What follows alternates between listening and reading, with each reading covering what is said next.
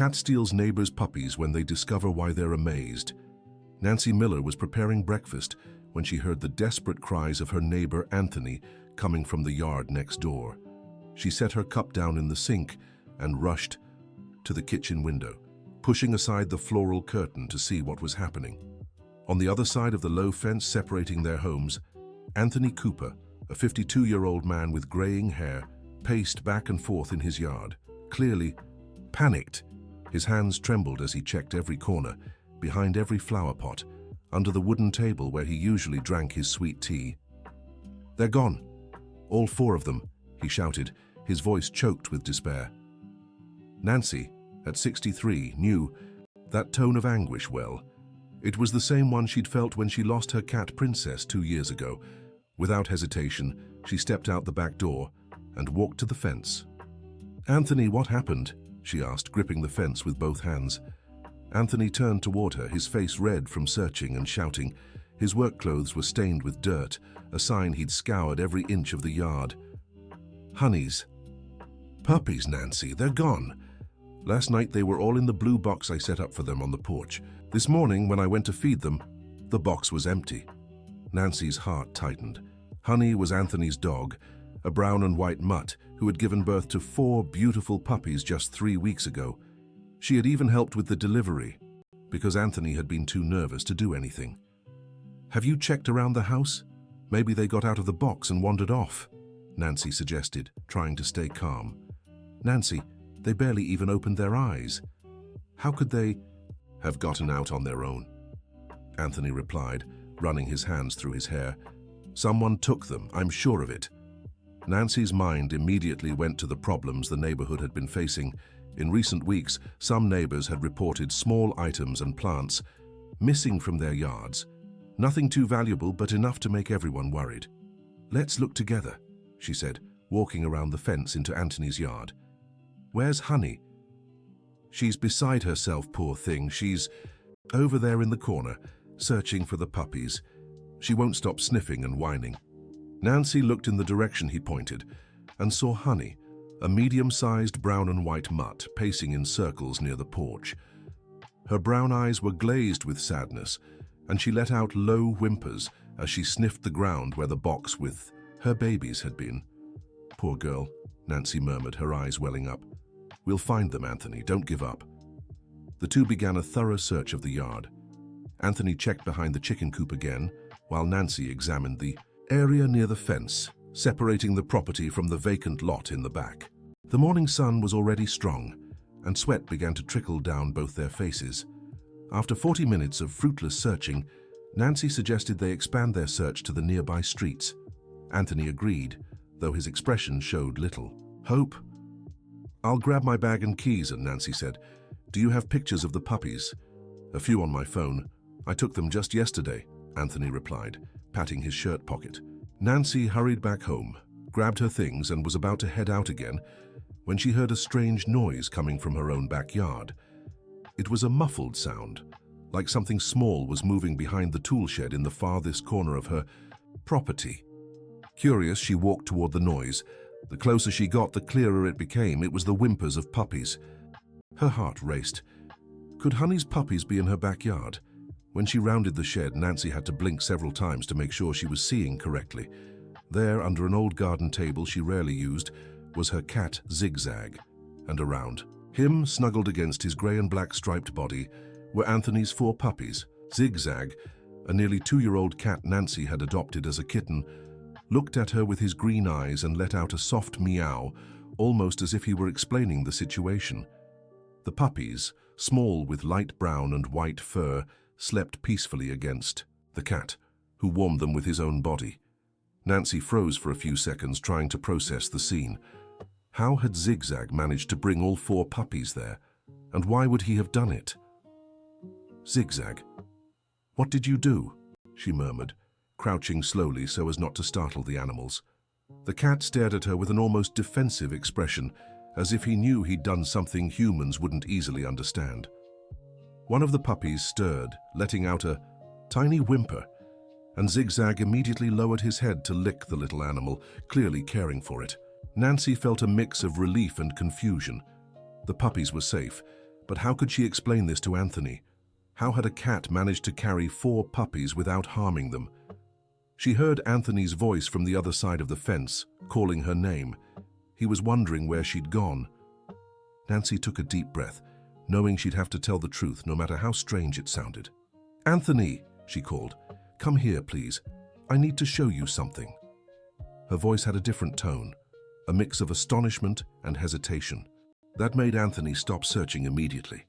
He walked to the fence separating their yards. "What is it, Nancy? Did you find something?" "I did. But you need to see for yourself. Come to the front door, I'll let you in." Anthony hurried to Nancy's front door, his mind racing with possibilities. Maybe she'd found footprints or some clue about who might have taken the puppies.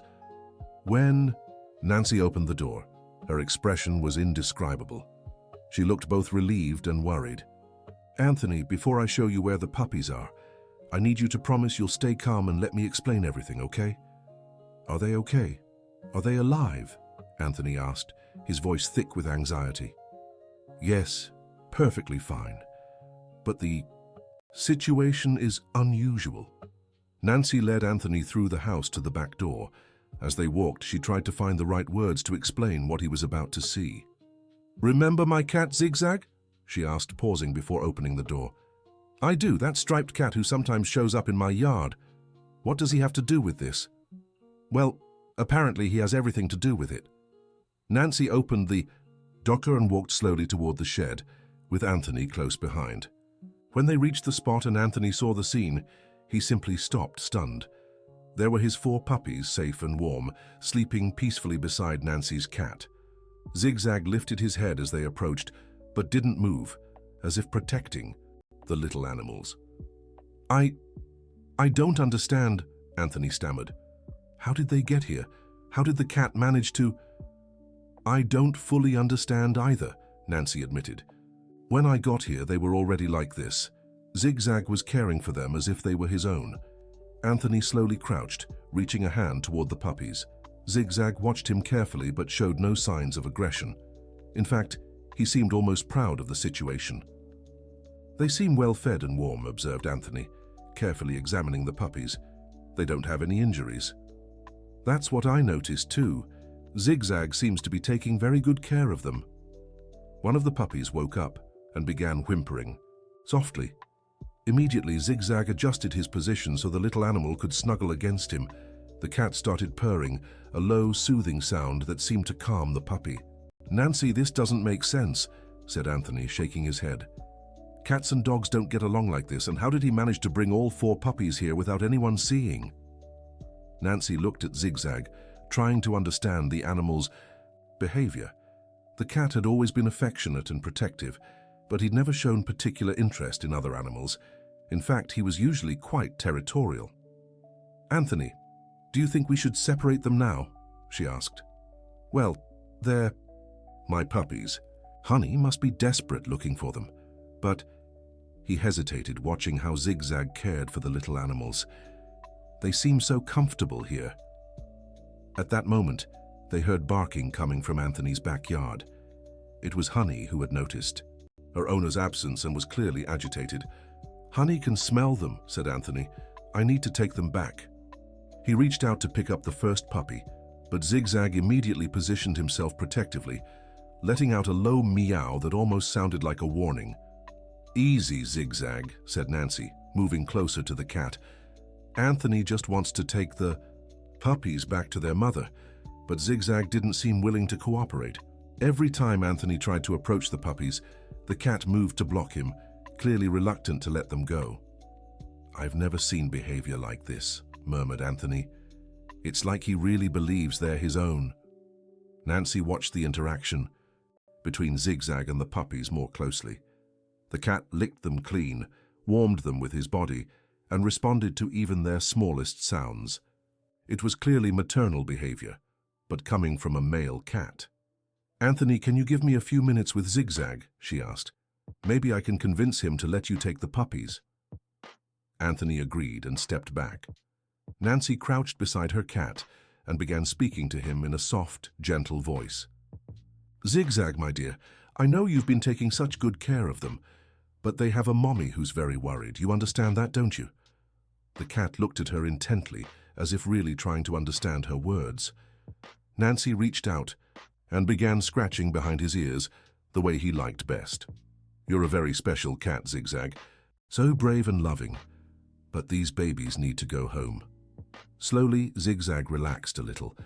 Nancy took the opportunity and carefully picked up one of the puppies. Zigzag watched but didn't resist. "Come on, Anthony. I think he understands." Anthony approached again and carefully picked up the other 3 puppies. Zigzag stayed in place, watching every move but not trying to stop them. When all the puppies were in Anthony's arms, Zigzag let out a long, mournful meow, as if saying goodbye. Nancy's heart ached at the cat's expression. "Thank you, Nancy, and thank Zigzag too, in a way," said Anthony, still confused by the whole situation. "You're welcome. Just promise me you'll take good care of them, okay?" "Of course. They're my babies." Anthony walked back to his yard, carrying the 4 puppies. Nancy stayed beside Zigzag, who kept staring in the direction the puppies had gone. When Anthony reached his yard, Honey ran toward him, sniffing the puppies and making sounds of relief. She immediately began licking them, checking if they were okay. "They're all here, Honey. They're safe," said Anthony, placing the puppies back in the blue box on the porch. On the other side of the fence, Nancy watched the reunion between Honey and her puppies. It was a touching scene, but she couldn't stop thinking about Zigzag's strange behavior. Dear listener, if you're enjoying the story, don't forget to like and especially subscribe to the channel. It helps us a lot as we're just starting out. Now continuing. That afternoon, Nancy couldn't focus on anything. She tried to do her usual chores, washing dishes, organizing clothes, preparing lunch, but her mind kept drifting back to what had happened that morning. Zigzag also seemed affected. He spent most of the day sitting by the window facing Anthony's backyard, intently watching the box where the puppies were. Every now and then he let out soft meows as if calling for them. "What were you thinking, Zigzag?" Nancy murmured, sitting beside the cat at the window. Around 3 in the afternoon, Nancy decided she needed to talk to someone about what had happened. She picked up the phone and called her best friend, Helen Williams, who lived 3 blocks away. "Helen, can you come over? I need to talk to you about something really strange that happened today." "Of course, Nancy. Did something happen? You sound worried." "It's hard to explain over the phone. Can you come now?" Helen, a 65-year-old woman who had been a teacher for nearly 40 years, arrived at Nancy's house half an hour later. She found her friend in the kitchen making coffee, but clearly agitated. "So, tell me what happened," Helen said, sitting at the kitchen table. Nancy recounted the whole story, from Anthony's desperate shouts to finding the puppies in her backyard. Helen listened quietly, her eyes wide with surprise. "Nancy, that's really strange," Helen said when her friend finished. "Are you sure? Zigzag brought the puppies by himself?" "Helen, I don't know how he did it, but I'm sure it was him. When I found the puppies, they were all snuggled up next to him like he was their mother. But how could a cat carry 4 puppies, and why would he do that?" Nancy shook her head, pouring coffee for both of them. "I have no idea. Zigzag has always been a special cat, but he's never done anything like this." Helen took a sip of coffee, thoughtful. "Nancy, have you noticed anything different in Zigzag's behavior these past few weeks? Any changes?" Nancy paused to think. Now that Helen mentioned it, she remembered some odd things. "Well, the last 2 weeks he's been going out more at night, and sometimes I've heard him meowing differently, more maternal, if that makes sense." "Maternal?" "Yeah, you know that meow mother cats make when they're caring for their kittens. Zigzag's male, but he's been making similar sounds."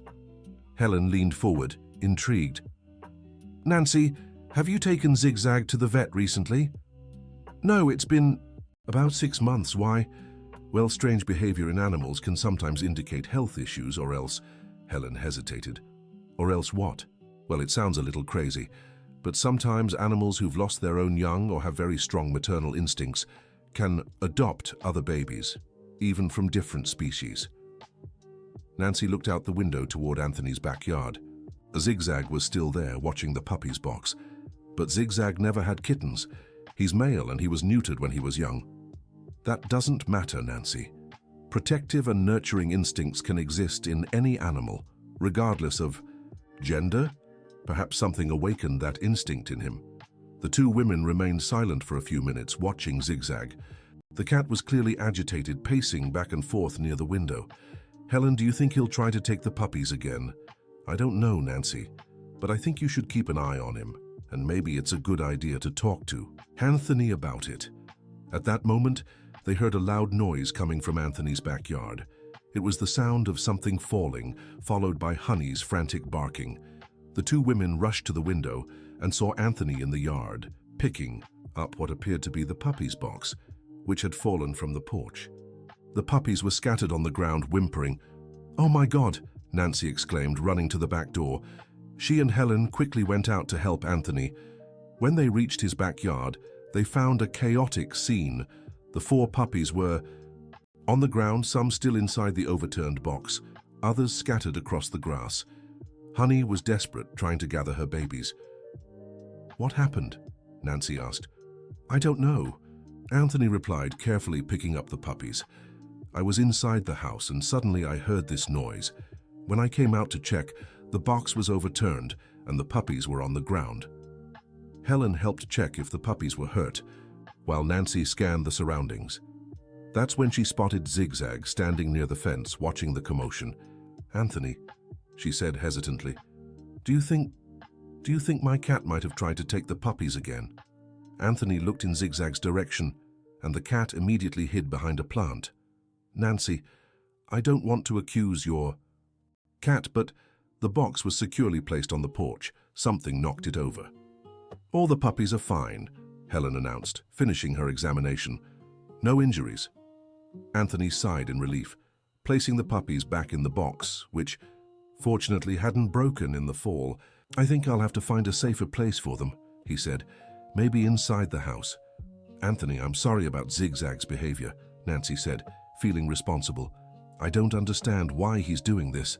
"Don't worry, Nancy, it's not your fault. But I think we'd better keep an eye on the situation." After the crisis passed and the puppies were safe again, Nancy and Helen returned home. Zigzag had disappeared, likely hiding somewhere in the yard. "Nancy, I really think you should take Zigzag to the vet," Helen said. "This behavior isn't normal." "You're right. I'll schedule an appointment for tomorrow." That night, Nancy barely slept. She was worried about Zigzag and confused by the cat's strange behavior. Several times during the night, she got up to check if he was home and hadn't gone back to Anthony's yard. Around 2 in the morning, she heard noises coming from the kitchen. When she went to check, she found Zigzag standing near the back door, meowing softly toward Anthony's yard. "Zigzag, what's going on with you?" she murmured, crouching beside the cat. Zigzag looked at her with those bright green eyes, and for a moment, Nancy had the impression he was trying to communicate something very important. The cat leaned against her, purring, but kept staring at the door. "Do you want to go out?" she asked. Zigzag meowed once, a low, melancholic sound. "No, sweetheart. Tonight you stay inside. Tomorrow we'll go to the vet and figure out what's happening." She picked Zigzag up and carried him to the bedroom, where he finally calmed down and slept beside her on the bed. The next morning, Nancy called the vet's office early and managed to schedule an appointment for that afternoon. Meanwhile, she decided to talk to Anthony again to see how the puppies had spent the night. When she stepped into the backyard, she saw Anthony on the porch rearranging the puppies' box. He had moved it further inside the porch and had improvised a low fence around it. "Good morning, Anthony. How did they do last night?" "Good morning, Nancy. I stayed up all night keeping an eye on them. Around 3 in the morning, I heard your cat meowing near the fence, but he didn't try to come into the yard. I heard him too. That's why I decided to lock him inside. I'm taking him to the vet this afternoon." "Sounds like a good idea," Anthony said, stepping closer to the fence. "Nancy, can I ask you something?" "Of course." "Has your cat ever been around puppies before? His own or other animals?" Nancy thought for a moment. "Not that I remember. When I adopted him, he was very young, and he's never lived with other animals since. Why?" "It's just that his behavior reminds me a lot of a cat I had a few years ago. She lost her kittens and became very depressed. After that, whenever she saw other animals' babies, she'd try to adopt them. But Zigzag never had kittens to lose.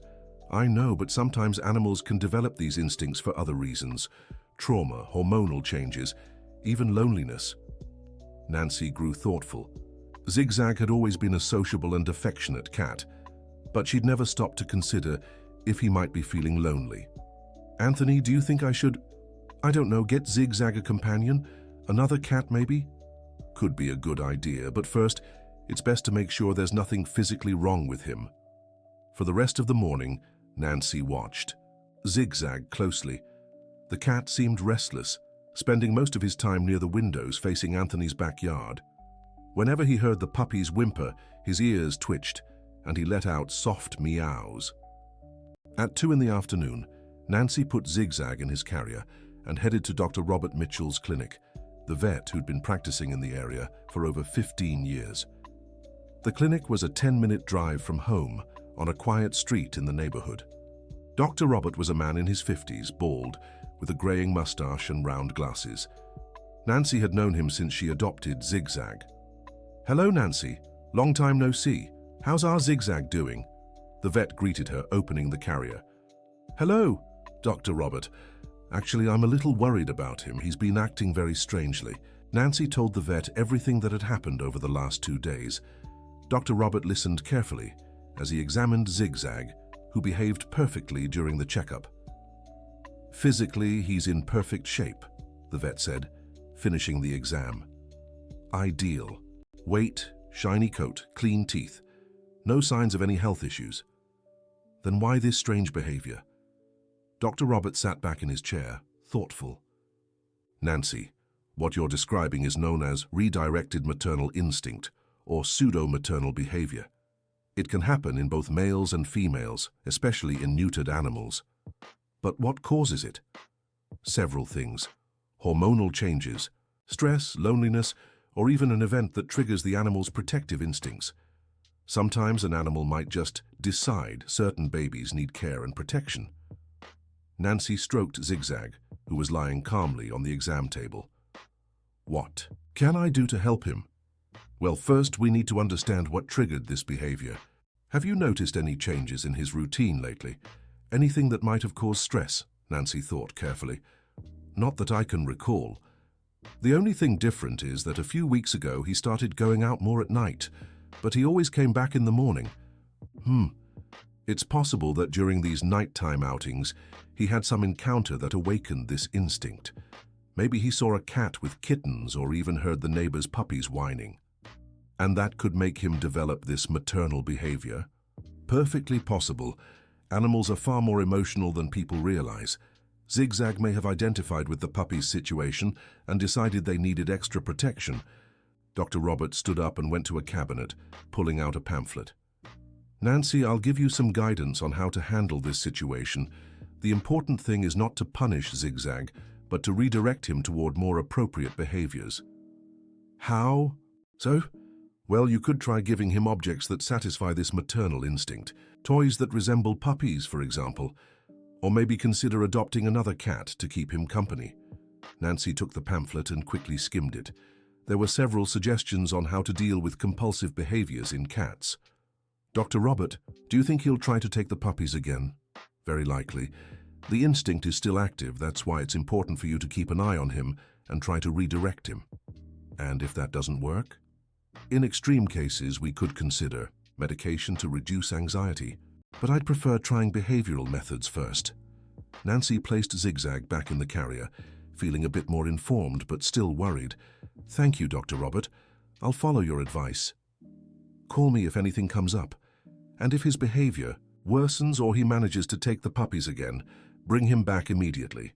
On the way home, Nancy stopped at a pet store to buy some toys that might help Zigzag. She picked out a few small stuffed animals that resembled puppies, as well as some interactive toys to keep the cat occupied. When she got home, she let Zigzag out and immediately offered him one of the stuffed animals. To her surprise, the cat showed immediate interest, sniffing the toy and carrying it around the house as if it were a real puppy. "At least this is working," she murmured, watching Zigzag settle down with the toy on his bed. But the peace didn't last long. Around 6 in the evening, Nancy heard shouts coming from Anthony's backyard again. This time it was a woman's, voice she didn't recognize. She rushed to the window and saw Anthony talking animatedly with a middle-aged woman with short, graying hair. The two were standing next to the Puppies box, which had once again been moved out of place. Nancy hurried out to the yard and approached the fence. Anthony, what happened now? Nancy, this is my sister, Constance. She came to visit and, well, it happened again. Constance, a stern-looking woman with a firm voice, turned to Nancy. Are you the owner of the cat terrorizing my brother's puppies? Now, Constance, please, Anthony intervened. Nancy isn't to blame. Not to blame, the cat is hers. She should control her pet. Nancy felt her face flush with embarrassment. Miss Constance, I just got back from the vet with Zigzag. I'm doing everything I can to handle the situation. And what did the vet say? Constance asked, crossing her arms. Nancy quickly explained what Dr. Robert had said about the pseudo-maternal behavior. Constance listened with obvious skepticism. That all sounds like an excuse to me. A well-trained cat wouldn't do such things. Constance, Anthony said, clearly embarrassed by his sister's harshness. Zigzag has always been a calm cat. This is new. Anthony, you're too soft, but I won't accept that my grandnephews are put in danger because of a crazy cat. Nancy felt a pang of anger, but tried to stay calm.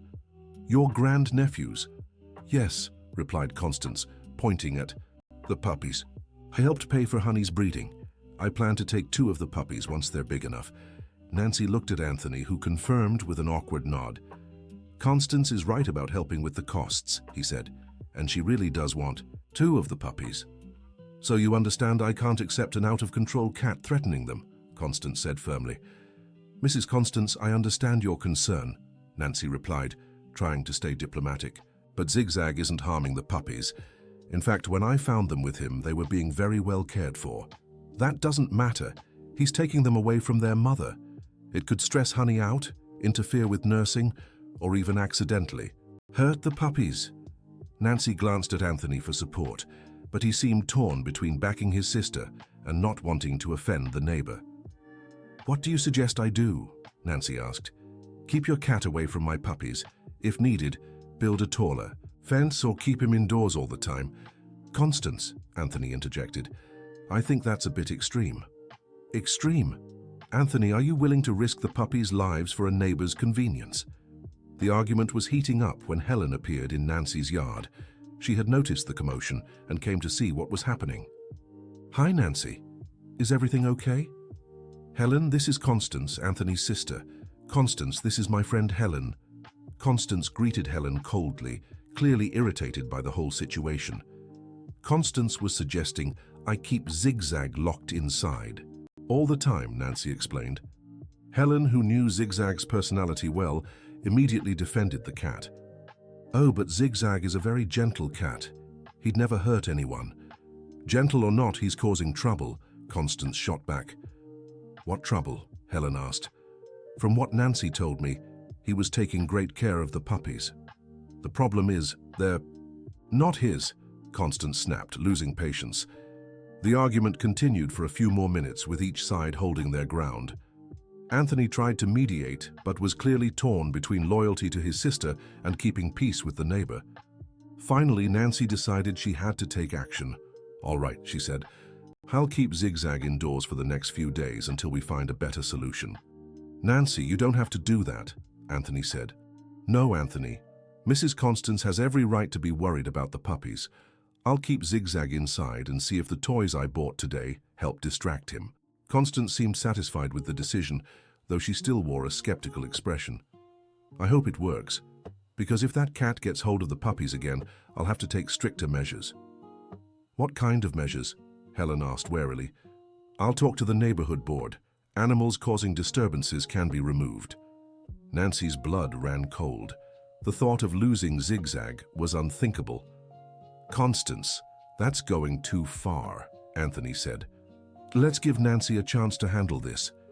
Fine, Anthony, but only for your sake. If it happens again, I won't be so patient. After Constance went back inside Anthony's house, Nancy stayed outside talking with Helen and Anthony.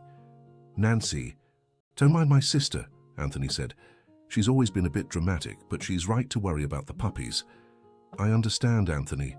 and I really will keep Zigzag inside the house. I just hope this solves the problem. Nancy, said Helen, are you sure you can keep Zigzag locked inside? He's always been a cat who likes to go out. I'll have to try. I can't risk losing him. That night, Nancy locked all the doors and windows leading outside. Zigzag clearly noticed the difference and spent the night pacing the house, meowing softly near the doors.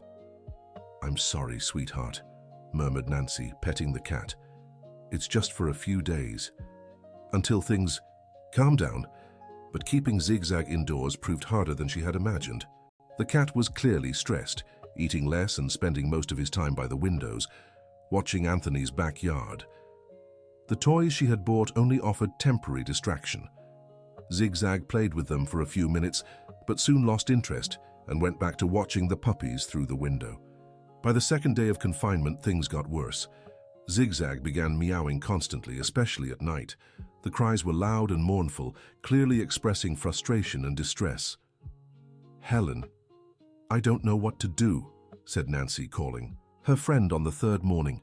Zigzag is getting depressed, he's barely eating. Nancy, you can't keep a healthy cat locked inside indefinitely, that's cruel. But what else can I do? If I let him out and he takes the puppies again, Constance might really try to take him from me. What about talking to Dr. Robert again? Maybe he has other suggestions. Nancy decided to follow Helen's advice and called the veterinary clinic. Dr. Robert took her call immediately when he learned it was an emergency related to Zigzag's case. Dr. Robert, Zigzag is getting depressed from being locked inside. He's hardly eating. Nancy, as I suspected, confinement isn't the solution. In fact, it might be making things worse by increasing his stress. But what can I do? The situation with the neighbors is complicated. Look, I'll suggest something. How about trying a gradual approach? Let Zigzag get close to the puppies, but under constant supervision. What do you mean? Well, if his instinct is to care for them, maybe partially satisfying that instinct in a controlled way could help. Talk to your neighbor about allowing supervised visits. Nancy grew thoughtful. The idea made sense, but she doubted Constance would agree. Dr. Robert, what if this doesn't work? Then we'll move to medication, but I'd prefer trying this approach first. After hanging up, Nancy decided to talk to Anthony about the vet's suggestion. She went out to the backyard and called him. Anthony, I need to talk to you about an idea the vet had. Anthony approached the fence, curious. What idea? Nancy explained Dr. Robert's suggestion about supervised visits. To her surprise, Anthony seemed open to the idea. You know, Nancy, I've been watching the puppies since Zigzag stopped coming around, and they seem more restless. How so? Well, it might be a coincidence, but they're crying more, especially at night. And Honey is also more unsettled. Do you think they miss Zigzag? It's possible. Animals form bonds quickly. If Zigzag really was caring for them, maybe they got used to his presence. Nancy felt a flicker of hope. Anthony, would you be willing to try supervised visits? I would, but... He hesitated. Constance has been here for 3 days and won't leave until the weekend. She'd never agree. What about after she leaves? Then yes, we could try, but it would have to be very controlled. You'd keep an eye on Zigzag the whole time, and I'd keep an eye on the puppies. Of course, I'd do anything to resolve this situation. Just then, they heard Constance's voice coming from Anthony's house. Anthony, who are you talking to? Anthony made a face. We'd better not say anything to her about this idea. At least not yet. I agree, said Nancy. Let's wait until she leaves. But keeping the secret turned out to be more complicated than they expected. Constance had noticed Nancy and Anthony talking frequently and began suspecting they were up to something. On the afternoon of the third day, she confronted Anthony directly. Anthony, you're planning something with the neighbor, aren't you? I don't know what you're talking about, Constance. Don't lie to me. I've seen you talking several times and her cat hasn't shown up again, which is suspicious. Nancy's keeping the cat indoors, just like you asked. For now. But I'm sure as soon as I leave, you'll come up with something. Anthony sighed, knowing it was no use lying to his sister. Constance, the vet, suggested a different approach. Supervised visits. Supervised visits? Constance exclaimed. Are you out of your mind, Anthony? I won't allow that cat near my puppies. Constance, they're not your puppies, they're honeys. You know very well I'm keeping 2 of them, and I won't let them be harmed because of some whim of yours." The argument between the siblings grew heated, and Nancy could hear their raised voices through the wall separating their houses. She felt guilty for causing trouble in Anthony's family. Dear listener, if you're enjoying the story, please take a moment to like and especially subscribe to the channel. It really helps us as we're just starting out. Now, continuing, around 7 in the evening, Constance knocked on Nancy's door. When she opened it, she found the woman with a determined and slightly threatening expression. "Nancy, we need to talk." "Of course, Constance. Come in." "I'd rather stay here. What I have to say won't take long." Nancy crossed her arms, bracing for the worst. "I know you and my brother are planning to let your cat near the puppies again. I'm here to tell you that's not happening. Constance, it was just the vet's suggestion. Nothing's been decided." "Well, I'm deciding now. If your cat goes near those puppies one more time, I'll take this to the neighborhood council. And you know I have influence there." Nancy knew Constance wasn't bluffing. She had only moved to the neighborhood 2 years ago, while Constance had been born and raised there. Many of the older council members were her friends. "Constance, would you really do that?" "Without hesitation. Protecting those puppies is my priority." "What if the vet is right? What if supervised visits actually help both Zigzag and the puppies?" "That's just speculation. I won't gamble the puppies' safety on theories." Nancy felt frustration rising. "Constance, Zigzag has never hurt anyone. He's a gentle, affectionate cat. So far, but abnormal behavior can turn aggressive. I won't take that risk." Constance turned to leave but stopped and looked back at Nancy. "Nancy, I have nothing against you personally, but these puppies mean a lot to me. I lost my dog last year, and I was counting on them for companionship again." The revelation explained much about Constance's overreaction. She wasn't just being stubborn, she had her own emotional stakes in this. "Constance, I understand your concern, but maybe we could find a solution that works for everyone." "The solution is simple. Keep your cat away from the puppies." After Constance left, Nancy stood at the door for a few minutes, reflecting on the conversation. She was beginning to realize the situation was more complicated than she had initially thought. When she went back inside, she found Zigzag standing near the window as usual, but this time he seemed different. His eyes were dull, and he barely reacted when she approached. "Zigzag, my dear, you're not feeling well, are you?" The cat glanced at her briefly but quickly turned back to the window.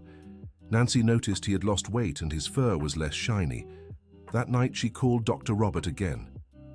"Doctor, Zigzag is getting worse. He's depressed and losing weight." "Nancy, as I suspected, the confinement is causing severe stress. How much longer do you plan to keep him like this?" "I don't know. The situation with the neighbors is complicated. Anthony's sister threatened to take the matter to the neighborhood council."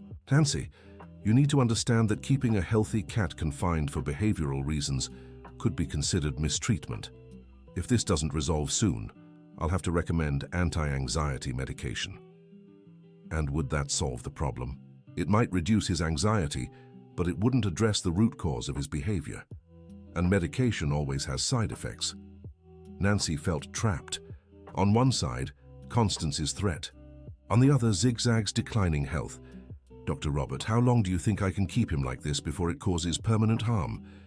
"Nancy, every animal reacts differently to stress, but based on the symptoms you're describing, I'd say a few more days could lead to serious health issues." After hanging up, Nancy sat on the couch next to Zigzag and tried to think of a solution. She couldn't keep the cat confined, but she also couldn't risk losing him to the neighborhood council. That's when she had an idea. What if she spoke directly to the neighborhood council before Constance filed a complaint? Maybe she could explain the situation and gain their support. The next morning, Nancy went to the neighborhood association's office. The council president was Mr. John Peterson, a 72-year-old man who had lived in the area for over 40 years. The association office was in a small, single-story house in the center of the neighborhood. Nancy arrived around 9 in the morning, knowing Mr. John was usually there early organizing the day's activities. Good morning, Mr. John. Good morning, Nancy. What a surprise to see you here. How can I help you? Mr. John was a tall, thin man with completely white hair and a well-groomed beard. He wore reading glasses and always had a kind expression. Mr. John, I need to talk to you about a situation that might come before the council in the next few days. Of course, have a seat. Would you like some coffee? I'd love some, thank you. Nancy told Mr. John the whole story, from the first disappearance of the puppies to Constance's threats. He listened carefully, occasionally asking questions to clarify details. Nancy, this is truly an unusual situation, he said when she finished. But it seems to me you're doing everything you can to resolve it. Mr. John, do you think the council could actually take Zigzag away from me? Well, technically, the council can recommend the removal of animals that cause significant disturbances to the community, but that usually applies to cases of aggression or excessive noise. And in Zigzag's case, honestly, from what you've told me, I don't see how his behavior could be classified as a disturbance. He's not being aggressive or making noise. Nancy felt a partial sense of relief. But what if Constance convinces other residents that Zigzag is dangerous? Nancy, Constance really has influence here, I won't lie. She's brought several issues to the council over the years. Some justified, others not so much. What do you mean? Well, she has a tendency to dramatize situations. Last year, she wanted us to ban kids from playing ball in the street because it was damaging her garden. And what did you do? We talked to the children's parents and set specific times for play. A balanced solution. Mr. John took a sip of his coffee and grew thoughtful. Nancy, what exactly is the vet's proposal about supervised visits? Nancy explained Dr. Roberts' suggestion in detail. Mr. John seemed interested in the approach. You know, this sounds quite sensible. If your cat's problem is misdirected maternal instinct, partially satisfying that instinct might really help. Do you think the council would approve this approach? If it's presented properly, with the vet's support and agreement, from everyone involved, I'd say yes. Nancy felt a new wave of hope. Mr. John, would you be willing to mediate a conversation between me, Anthony, and Constance? Of course, in fact, I think it's a good idea. Sometimes a neutral third party helps resolve conflicts. When could you do it? How about this afternoon? I can go to Anthony's house and talk with all three of you. Nancy agreed immediately and gave Mr. John the necessary details. They arranged to meet at 4 in the afternoon. When Nancy returned home, she found Helen waiting at the gate. Nancy, how's Zigzag today? Worse, but maybe I have a solution. Nancy told her friend about the conversation with Mr. John. Helen was excited about the possibility of mediation. Nancy, I think it's an excellent idea. Mr. John is respected by everyone in the neighborhood. If anyone can convince Constance, it's him. I hope you're right. I don't know how much longer Zigzag can handle this situation. Two went inside and found Zigzag lying on the couch, clearly listless. Helen grew worried seeing the cat's condition. Nancy, he really looks down. Are you sure it wouldn't be better to try medication? Helen, I want to exhaust all possibilities before resorting to medicine. Medication might help temporarily, but it doesn't solve the root problem. And if this afternoon's meeting doesn't work, then I'll have to make a tough decision. Either I risk letting Zigzag out and face the consequences, or I turn to medication. At exactly 4 in the afternoon, Mr. John arrived at Anthony's house. Nancy had mentally prepared for the conversation, organizing all the arguments she wanted to present.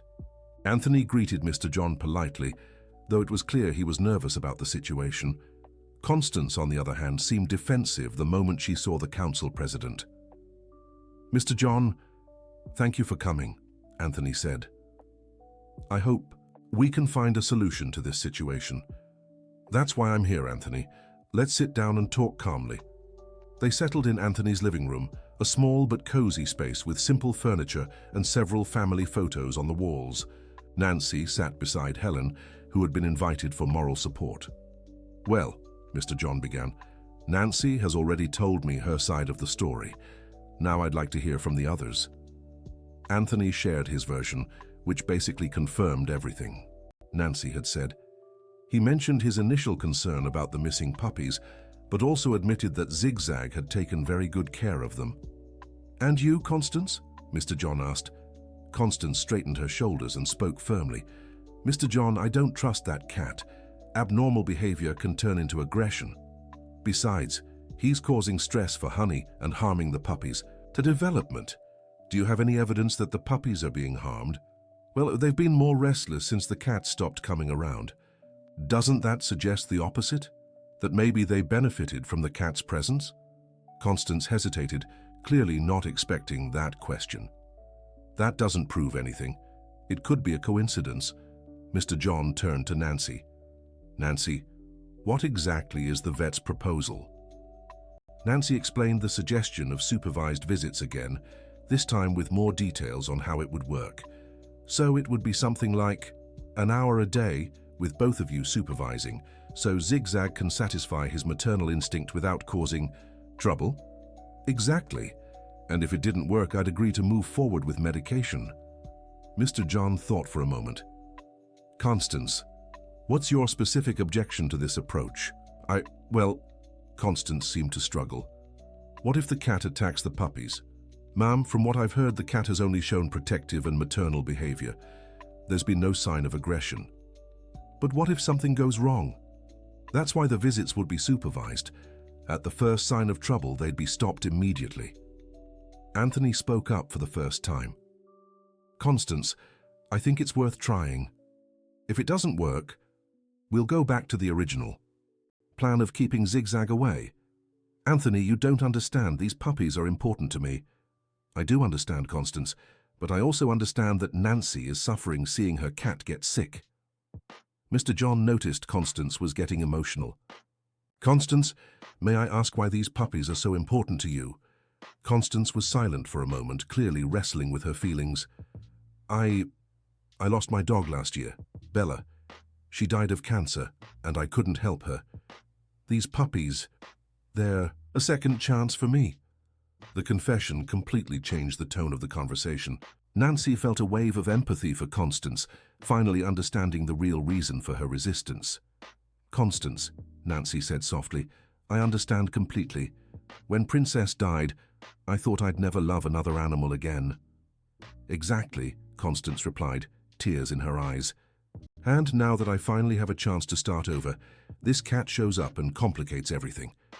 Mr. John leaned forward. "Constance, what if I guaranteed that no matter what, the two puppies you chose would be protected, even during the supervised visits?"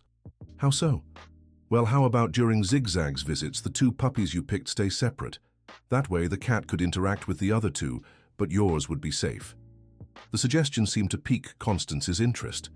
"What if the cat insists on going after the two I chose?" "Then we stop the visit immediately," Nancy said. "Constance, I don't want to ruin your plans. I just want to help my cat." Constance was silent for several minutes, clearly weighing her options. "And you guarantee there'll be constant supervision?" "Absolutely," Anthony replied. "Nancy and I will be there the whole time." "And if something goes wrong even once, the visits stop for good?" "I agree," Nancy said. Constance looked at Mr. John, seeking confirmation. "Mr. John, do you really think this could work?" "Constance, I think it's worth a try.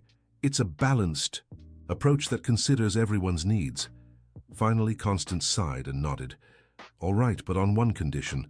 The visits only start after I leave. I don't want to see it." "Constance, when are you leaving?" Anthony asked. "Tomorrow." "Morning." "Then we could start tomorrow afternoon," suggested Nancy. "And how long will you try this approach?" asked Constance. "How about a week?" suggested Mr. John. "If after a week there's no improvement in Zigzag's behavior, we'll move on to other solutions." Everyone agreed to the timeline. Mr.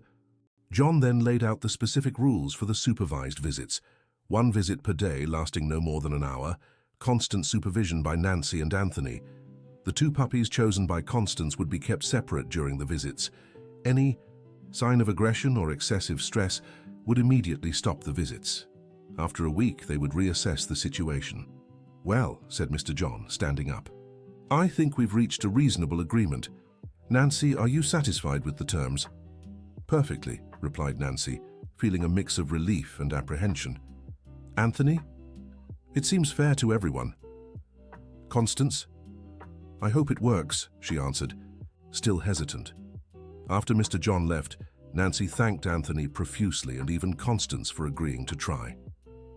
"Constance, I truly understand your concern, and I promise I won't do anything that could harm the puppies." "I hope not, Nancy, because if something goes wrong, I won't be so understanding next time." That evening, Nancy called Dr. Robert to tell him about the day's developments. "Doctor, we reached an agreement to try supervised visits." "Excellent, Nancy. That's great progress. But remember, the first visit is crucial. If Zigzag reacts badly or seems too anxious, he might need more time to adjust. And if he tries to take the puppies away again, it might happen at first. His instinct is still strong. That's why constant supervision is important, and you must be ready to stop the visit if needed." "Dr. Robert, do you have any tips for handling the first visit?" "Yes, keep it short, maybe 15 or 20 minutes. Watch Zigzag's body language closely. If he seems too anxious or restless, stop immediately." "And the puppies? How can I tell if they're comfortable?" "Relaxed puppies stay calm and might even purr when petted. If they cry constantly or try to move away, it's a sign of stress." Nancy wrote down all the vet's instructions. She was nervous about the first visit, knowing so much depended on how it went. "Doctor, what if it doesn't work? If after a week Zigzag's behavior hasn't changed? Then we'll move to medication, as we discussed. But let's hope it won't be necessary." When she hung up, Nancy went to check on Zigzag. The cat was lying on her bed but still seemed downcast. As she approached, he lifted his head and looked at her with those green eyes that seemed to question what was happening. "Tomorrow, you'll get to see the puppies again, my dear," she murmured, stroking his ears. "But you have to behave, okay?" Zigzag let out a soft purr for the first time in days, as if understanding something was about to change. The next morning, Nancy woke up early, anxious for Constance's departure and the start of the supervised visits. She made a strong cup of coffee, knowing she'd need energy for the day ahead. Around 9, she saw through the window that Constance was loading her bags into Anthony's car.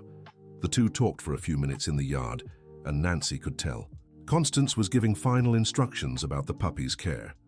When the car drove off, Nancy waited a few minutes before going out to talk to Anthony. She found him in the yard, checking on the puppies. "How are they today?" she asked. "Well, apparently. Honey is calmer since Constance left. I think she could sense the tension. And the puppies your sister chose?" "These two here," said Anthony, pointing to two puppies that were nursing, the male with the brown spot on his ear and the female with the whiter chest. Nancy observed them carefully, memorizing their features so she could identify them during Zigzag's visits. "Anthony, are you ready to try the first visit?" "Yes, but how about we wait until after lunch? The puppies are usually calmer in the afternoon." "Good idea. That gives me time to prepare Zigzag." Nancy went back home and found Zigzag still, lying down but more alert than in previous days. It was as if he sensed something was about to happen. "Zigzag, today you'll get to see the puppies again, but you need to be good, understand?" The cat looked at her intently, then got up and walked to the window facing Anthony's backyard. It was the first sign of interest he'd shown in days. That morning, Nancy noticed Zigzag was gradually becoming more lively. He ate a little more than before and even played briefly with one of the toys she'd bought. At 2 in the afternoon, Nancy picked up Zigzag and headed to Anthony's backyard. Her heart was pounding with nervousness. "Anthony, we're ready." "I've already separated the two puppies Constance chose," said Anthony, showing a small box where he'd placed the two animals his sister had picked. "They'll stay here with me, and Zigzag can be with the other two." Nancy set Zigzag down in Anthony's backyard and watched him closely. The cat immediately went to the box with the remaining two puppies, but his movements were calmer than the first time. "He seems more controlled," Anthony observed. Zigzag approached the puppies slowly and began sniffing them. The little animals, who had been restless in recent days, immediately calmed down in the cat's presence. "Look at that," Nancy murmured. "The puppies recognize him." Zigzag lay down beside the two puppies and began gently licking them. It was exactly the maternal behavior Dr. Robert had described. "Nancy, this is amazing," said Anthony. "Look how calm the puppies are." The two puppies snuggled against Zigzag, who began purring softly. It was a touching scene, clearly showing a real bond between the cat and the little animals. "How long should we let this go on?" Anthony asked. Dr. Robert suggested starting with 15 or 20 minutes, Nancy replied, checking her watch. They watched in silence for a few more minutes. Zigzag seemed completely relaxed, caring for the puppies as if they were his own. The puppies, in turn, slept peacefully. "Nancy, I think we can try extending the time a little," Anthony suggested. "They're all so calm." "Let's go for half an hour then." For the next 10 minutes, the scene remained peaceful. Zigzag tended to the puppies with dedication, licking and warming them with his body. Occasionally, he'd glance at Nancy and Anthony, as if thanking them for the opportunity. When the agreed 30 minutes were up, Nancy carefully approached to pick up Zigzag. "Come on, sweetheart, that's enough for today." To her surprise, Zigzag didn't resist. He licked the puppies one last time as if saying goodbye and let Nancy pick him up. "That went much better than I expected," said Anthony, gathering all the puppies back into the main box. "Yes, and did you see how different Zigzag was? Calmer, more controlled. And the puppies too. I think they really miss him." Nancy took Zigzag back home, and for the first time in a week, the cat seemed content. He ate heartily and even played a little before settling down for a peaceful nap. That evening, Nancy called Helen to share how the first supervised visit had gone. "Helen, it was incredible. Zigzag was completely different. Calm, affectionate, but without that desperate anxiety. And the puppies, they clearly benefited from his presence. They were much calmer. Nancy, that's wonderful. It seems Dr. Robert was right about the approach." "I hope so. We still have 6 days ahead, but today was a good start." Helen agreed to come the next day to witness one of the visits. She was curious to see Zigzag's special behavior with her own eyes. On the second day of supervised visits, Nancy felt more confident. Zigzag had spent the night peacefully and woke up with more energy. He even played by the window when he saw the puppies waking up in Anthony's yard. "Good morning, Anthony," Nancy greeted. "How did they do last night?" "Very well, and for the first time in a week, Honey also slept soundly through the night." "That's a good sign." Helen arrived just as they were preparing for the second visit. She was eager to observe the interaction between Zigzag and the puppies. "Nancy, where should I stand so I don't get in the way?" "Or you can stay right here. Zigzag already knows you, so he shouldn't mind." Once again, Anthony separated the two puppies chosen by Constance, placing them in a separate box. Nancy set Zigzag down in the yard, and the three adults watched closely. Zigzag's behavior was even better than the day before. He approached the puppies calmly, greeted each with a gentle lick, and positioned himself protectively beside them. "My goodness," Helen murmured. "I've never seen anything like this. It's like he really is their mother." "That's exactly the impression it gives," Anthony agreed. During the 40-minute visit that day, Zigzag displayed several maternal behaviors. He cleaned the puppies, warmed them with his body, and even gently moved them back when they tried to leave the box. "Nancy, did you see that?" Helen asked. He picked up the puppy that was leaving the box and put it back just like a mother would. "I did, it's pure instinct." When it was time to end the visit, Zigzag cooperated again without resistance. He seemed to understand there was a limited time to spend with the puppies. "I think we can consider the experiment a success," Anthony said after Nancy took Zigzag back. "It's still too early to be sure," Nancy replied cautiously. "But it's going much better than I expected." On the third day, they extended the visit to 45 minutes. On the fourth day, a full hour. Each day, Zigzag seemed more satisfied and balanced, while the puppies clearly benefited from the extra attention they received. "Nancy," Anthony said on the fifth day, "I have a somewhat delicate question." "What is it?" "Have you thought about what will happen when the puppies grow up and leave?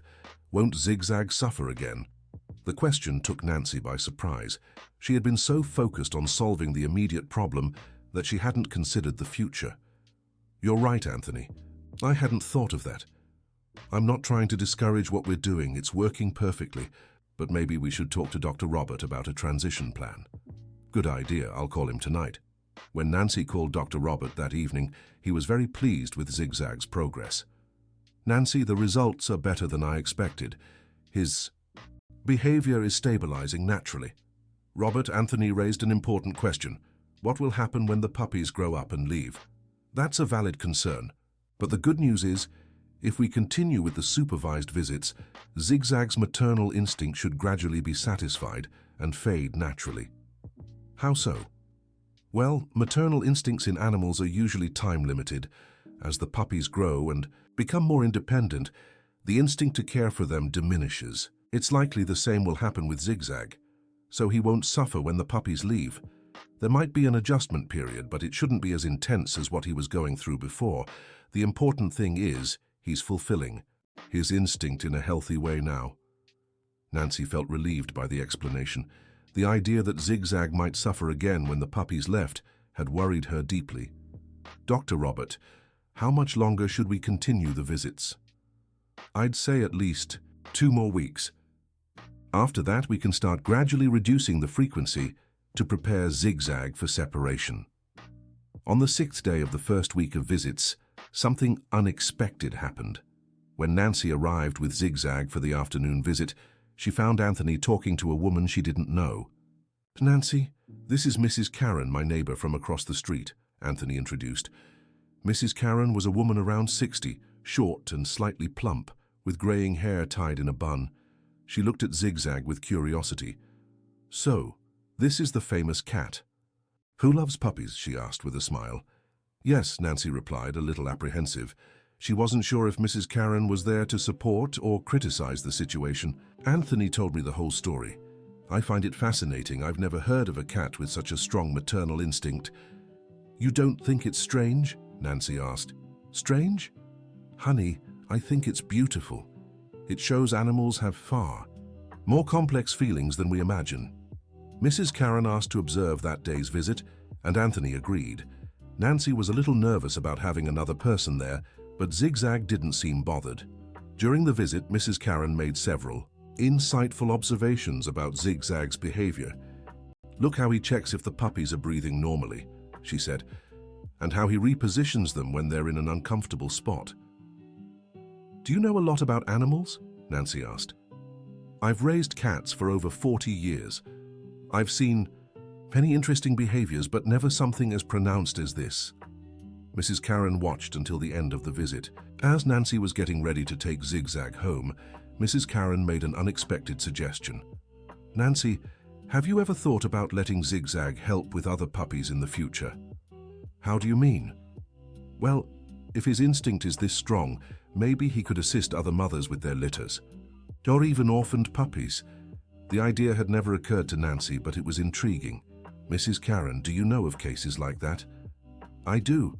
My sister-in-law has a cat who always helps when other neighborhood cats have kittens. It's like she's a natural-born nanny." Anthony also took interest in the conversation. "You know, now that you mention it, I think Zigzag really could help other animals. He clearly has a talent for it." "I'll talk to Dr. Robert about this possibility," Nancy said. "It might be a way to channel his instinct productively." That evening, when Nancy called Dr. Robert, he was very interested in Mrs. Karen's suggestion. "Nancy, that's an excellent idea. There are documented cases of animals serving as helper caregivers for other animals young. Do you think it could work with Zigzag? Based on what you've told me about his behavior, I'd say yes. He clearly has very well developed care instincts." "And would that be healthy for him?" "Absolutely. In fact, it would be a way to satisfy his instincts in a constructive and socially useful manner." Dr. Roberts suggested that once the situation with Honey's puppies was completely stable, they could explore opportunities for Zigzag to help other animals in need. "Nancy, you might even consider registering as a foster home for orphaned puppies. With Zigzag's help, you could do some truly valuable work." The idea excited Nancy. It was a way to turn what had started as a problem into something positive for the whole community. On the 7th and final day of the first week of supervised visits, Constance called Anthony to check on the situation.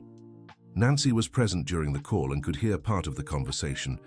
"Constance, it's going very well," said Anthony. "I've The cat is completely under control, and the puppies are developing perfectly. And my 2 puppies, are they safe? Completely. They don't even come into contact with the cat. They're always kept separate during the visits. And do you think you can keep this up until I return? Of course. In fact, it's working so well that I think you'll be surprised when you come back. Constance seemed satisfied with the update and said she'd return the following week to see how the puppies were doing. When Anthony hung up, he turned to Nancy. I think she's starting to accept the situation. I hope so. I don't want any more conflicts when she returns. Nancy, based on the results we're seeing, I doubt she'll have anything to complain about. By the second week of supervised visits, they had settled into a more relaxed routine. The visits still happened daily, but now lasted between 1 and 1.5 hours. Zigzag was clearly happier and healthier, while the puppies benefited from the extra attention. Helen began joining the visits regularly, fascinated by Zigzag's behavior. During one visit, she made an important observation. Nancy, have you noticed Zigzag is starting to teach the puppies things? What do you mean? Look there. He's showing them how to lick their paws to clean themselves. And yesterday, I saw him encouraging one of the puppies to explore the box. It was true. Zigzag had developed increasingly sophisticated care behaviors with the puppies. He didn't just keep them warm and clean, he seemed to be stimulating their development too. This is amazing, Nancy murmured. It's like he's really acting as a surrogate mother. More than that, said Anthony. He's being a positive influence on them. The puppies are developing faster than I expected. By the 10th day of visits, the puppies were walking more steadily and showing signs of individual personalities. Zigzag seemed to recognize their differences and treated each one according to their specific needs. One puppy was more active and adventurous, and Zigzag had to work harder to keep him safe. The other was shyer, and the cat gently encouraged him to explore and play. Dr. Robert needs to see this, Nancy told Helen. Zigzag's behavior is evolving in such a fascinating way. Why don't you invite him over? Helen suggested.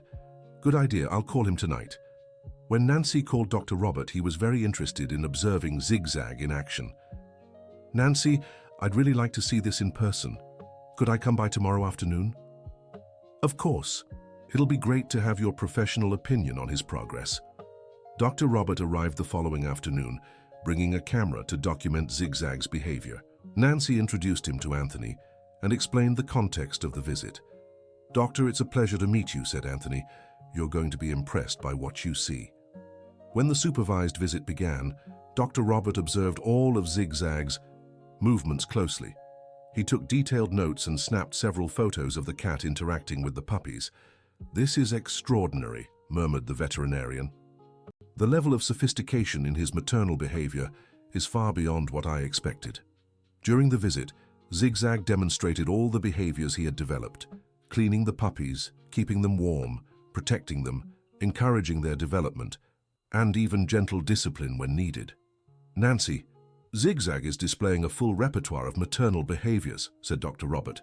This is extremely rare in neutered male cats. Do you think this is something he developed naturally, or was he influenced by the situation? Probably a combination of both. He already had a predisposition for caretaking behaviors, but exposure to the puppies awakened and refined those instincts. Dr. Robert continued observing for over an hour, clearly fascinated by what he saw. Anthony, how are the puppies developing? Compared to others you've had? Doctor, honestly, these are developing better and faster than any others. They're more alert, more sociable, and seem more confident. That doesn't surprise me. They're receiving extra high-quality care. When the visit ended and Nancy took Zigzag back, Dr. Robert shared his observations with her and Anthony. What you're doing here is truly special. Zigzag isn't just satisfying his own maternal instinct, he's providing real benefits for the puppies. Dr. Robert, do you think we can continue this routine until the puppies leave? Nancy asked. Absolutely. In fact, I recommend you do. Thank Nancy. You really should consider Karen's suggestion about helping other puppies in the future. Were you serious about that? Completely serious. With Zigzag's natural instinct and your dedication as a caregiver, You could make a significant difference for needy animals in the area.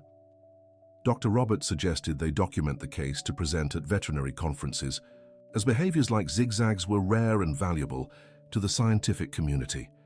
And Nancy, you have something unique here. Not only did you solve a behavioral problem, but you've discovered a special talent that could benefit many other animals. In the third week of supervised visits, Constance returned from the city where she lived. Nancy was nervous, knowing Constance's reaction would be crucial to the future of the agreement they'd made. Constance arrived on a Thursday morning, and Anthony immediately took her to see the puppies. Nancy watched from her window, trying to read Constance's expression as she examined the animals. Around noon, Anthony knocked on Nancy's door. "Nancy, Constance wants to talk to you." "How did she react to the puppies?" "Well, it's better if you talk to her directly." Nancy found Constance in Anthony's backyard, kneeling beside the puppy's box. Her expression was hard to read. "Hi, Constance, how did you find the puppies?" Constance stood up and looked at Nancy with a mix of surprise and something like admiration. "Nancy, I didn't expect this." "What exactly?" "They're beautiful. Big, healthy, alert. Far beyond what I expected for puppies this age." Nancy felt partial relief but remained cautious. "And the two you chose?" "They're perfect." "More than perfect, actually." Constance hesitated, clearly struggling with something she wanted to say. "Nancy, Anthony told me about how your cat's visits have been working, and he showed me some photos the vet took. What did you think?" I have to admit I was wrong, completely wrong." The confession took Nancy by surprise. "Constance." "No, let me finish. I was so focused on my own pain from losing Bella that I couldn't see what was really happening. Your cat wasn't threatening the puppies, he was caring for them." Constance stepped closer to Nancy. "Nancy, I owe you an apology. And a thank you." "A thank you?" "Yes, for persisting even when I was being difficult, for finding a solution that benefited everyone, and especially for helping these puppies develop so well." Nancy felt her eyes well up. "Constance, thank you for saying that, but you were also protecting something important to you. I understand that. Even so, I could have been more open to other possibilities." At that moment, Anthony joined them in the yard. "Constance, would you like to see how the supervised visit works?" "Actually, yes, I'm curious to see it with my own eyes." Nancy went to get Zigzag, who was eagerly waiting for his daily visit. When she brought him to Anthony's yard, Constance watched every movement closely. As usual, Anthony first separated the two puppies Constance had chosen, but this time she made an unexpected suggestion. "Anthony, what if we let all the puppies stay together today? I want to see how the cat reacts to mine too." Nancy and Anthony exchanged surprised glances. "Constance, are you sure?" Nancy asked. "Yes, if he's taking such good care of the other two, why not let him meet mine as well?" Anthony placed all 4 puppies in the main box, and Nancy let Zigzag into the yard. The cat calmly approached the box and paused, as if sensing something different. Constance watched intently as Zigzag sniffed the 2 unfamiliar puppies. His reaction was cautious but gentle, just as it had been with the other 2 the first time. "Look," Constance murmured. "He's being extra careful with them because he doesn't know them." It was true. Zigzag treated the 2 new puppies with special delicacy, as if understanding he needed to earn their trust gradually. After a few minutes, all 4 puppies were relaxed in Zigzag's presence, who had positioned himself to care for all of them at once. "This is amazing," Constance said, clearly moved. "He really knows what he's doing, doesn't he?" "He does," Nancy replied, "and every day he gets better at it." Constance watched the entire visit, which lasted nearly 2 hours. By the end, she was visibly touched by what she'd witnessed. "Nancy, can I make a confession?" "Of course." "When I saw the puppies this morning, they reminded me of my Bella when she was little. For the first time since she passed, I felt joy instead of sadness looking at puppies." "Constance, that's wonderful. It's a sign you're healing. And I think, in a way, your cat helped me with that. Seeing how he cares for these puppies with so much love, it reminded me why I loved Bella so much." The 3 stood in silence for a moment, watching Zigzag give the puppies one last Cleaning before the visit ended. "Nancy," Constance finally said, "I want you to continue these visits for as long as needed, not just until the puppies leave, but for as long as Zigzag needs to." "Constance, are you sure?" "Absolutely. In fact, I have a proposal for you." "What is it?" "When the puppies are big enough to go, how about we stay in touch? If in the future I have other puppies, or if we hear of someone who needs help with orphaned puppies, we can call you." The idea was exactly along the lines of what Dr. Robert had suggested about using Zigzag's talent to help other animals. "Constance, that would be wonderful," said Nancy. Dr. Robert had suggested something similar. "Then it's settled. You two," she said, addressing Nancy and Anthony, "make the perfect team to care for needy puppies." That night, Nancy called Helen to share the news of Constance's change of heart. Helen, it was incredible. She not only apologized, but also suggested we keep helping other animals in the future. "Nancy, that's marvelous. I think Constance finally understood what you were trying to do." And you know what else? Seeing her reaction to the puppies. Today I think she's really healing from losing Bella. Sometimes helping others is the best way to heal our own wounds. Helen was right. The whole situation had ended up being therapeutic, not just for Zigzag, but for Constance too. Helen and Dr. Robert suggested we document Zigzag's case to present at veterinary conferences. Do you think I should? Of course. If it can help other veterinarians better understand behaviors like this, it's absolutely worth it. In the following weeks, the supervised visits continued without any issues. Zigzag was visibly happier and healthier. The puppies were developing exceptionally well, and even Honey seemed to benefit from the extra help with her babies. Constance began joining the visits occasionally, always watching Zigzag's work with admiration. She also started bringing toys and treats for the puppies, clearly invested in their well-being. "Nancy," she said during one visit, "do you realize Zigzag is doing a better job than many human caretakers?" "How so?" "He has endless patience, never gets frustrated, and always notices each puppy's needs. He's a natural caregiver." It was true. Zigzag had developed an impressive ability to read each puppy's individual needs and respond appropriately. By the 5th week of visits, the puppies had grown significantly and were starting to show interest in exploring beyond their box. Zigzag adapted his behavior for this new phase, becoming more of a watchful supervisor than a direct caretaker. "Look at that," Anthony said during one visit. "Now he's teaching them how to explore safely." Zigzag had developed a sophisticated system to let the puppies roam the backyard while keeping them all under supervision. If one wandered too far, he gently guided it back to the others. "Dr. Robert needs to see this behavioral evolution," Nancy said. "It's like Zigzag understands they're growing and need different kinds of care." When Dr. Robert came for his second observation visit, he was even more impressed than the first time. "Nancy, what I'm seeing here is a cat, genuinely fulfilling the role of a surrogate mother through every stage of the puppy's development. Do you think this is instinct or learned behavior?" "Probably a combination. Zigzag has very strong natural instincts, but he's also learning and adapting his behavior based on the puppy's responses." Dr. Robert took more photos and detailed notes to include in his article about the case. "Nancy, I'd really like to present this case at the next regional veterinary conference, with your permission, of course." "It would be an honor, Dr. Robert. If this can help other animals, I fully support it." In the 6th week, the moment everyone had been anticipating and dreading arrived. The puppies were big enough to start going to their new homes. Constance had decided to take only one puppy at first, to see how it would adapt before taking the second. She chose the female with the whitest chest, who had become the most affectionate of the 4. "Nancy, how do you think Zigzag will react when they start taking the puppies away?" Constance asked. "I'm worried about it." But Dr. Robert said that since his instinct was properly satisfied, the separation should be more natural. "What if he gets depressed again? Then we'll deal with it when it happens, but I hope he understands it's part of the natural process." On the day Constance took the first puppy, they arranged a special supervised visit. It was like a farewell. Zigzag seemed to sense something was different. He paid extra attention to the puppy Constance was taking, licking it more often and staying close to it longer. "It's like he knows," Constance murmured, clearly moved. When it was time to take the puppy, Zigzag didn't resist.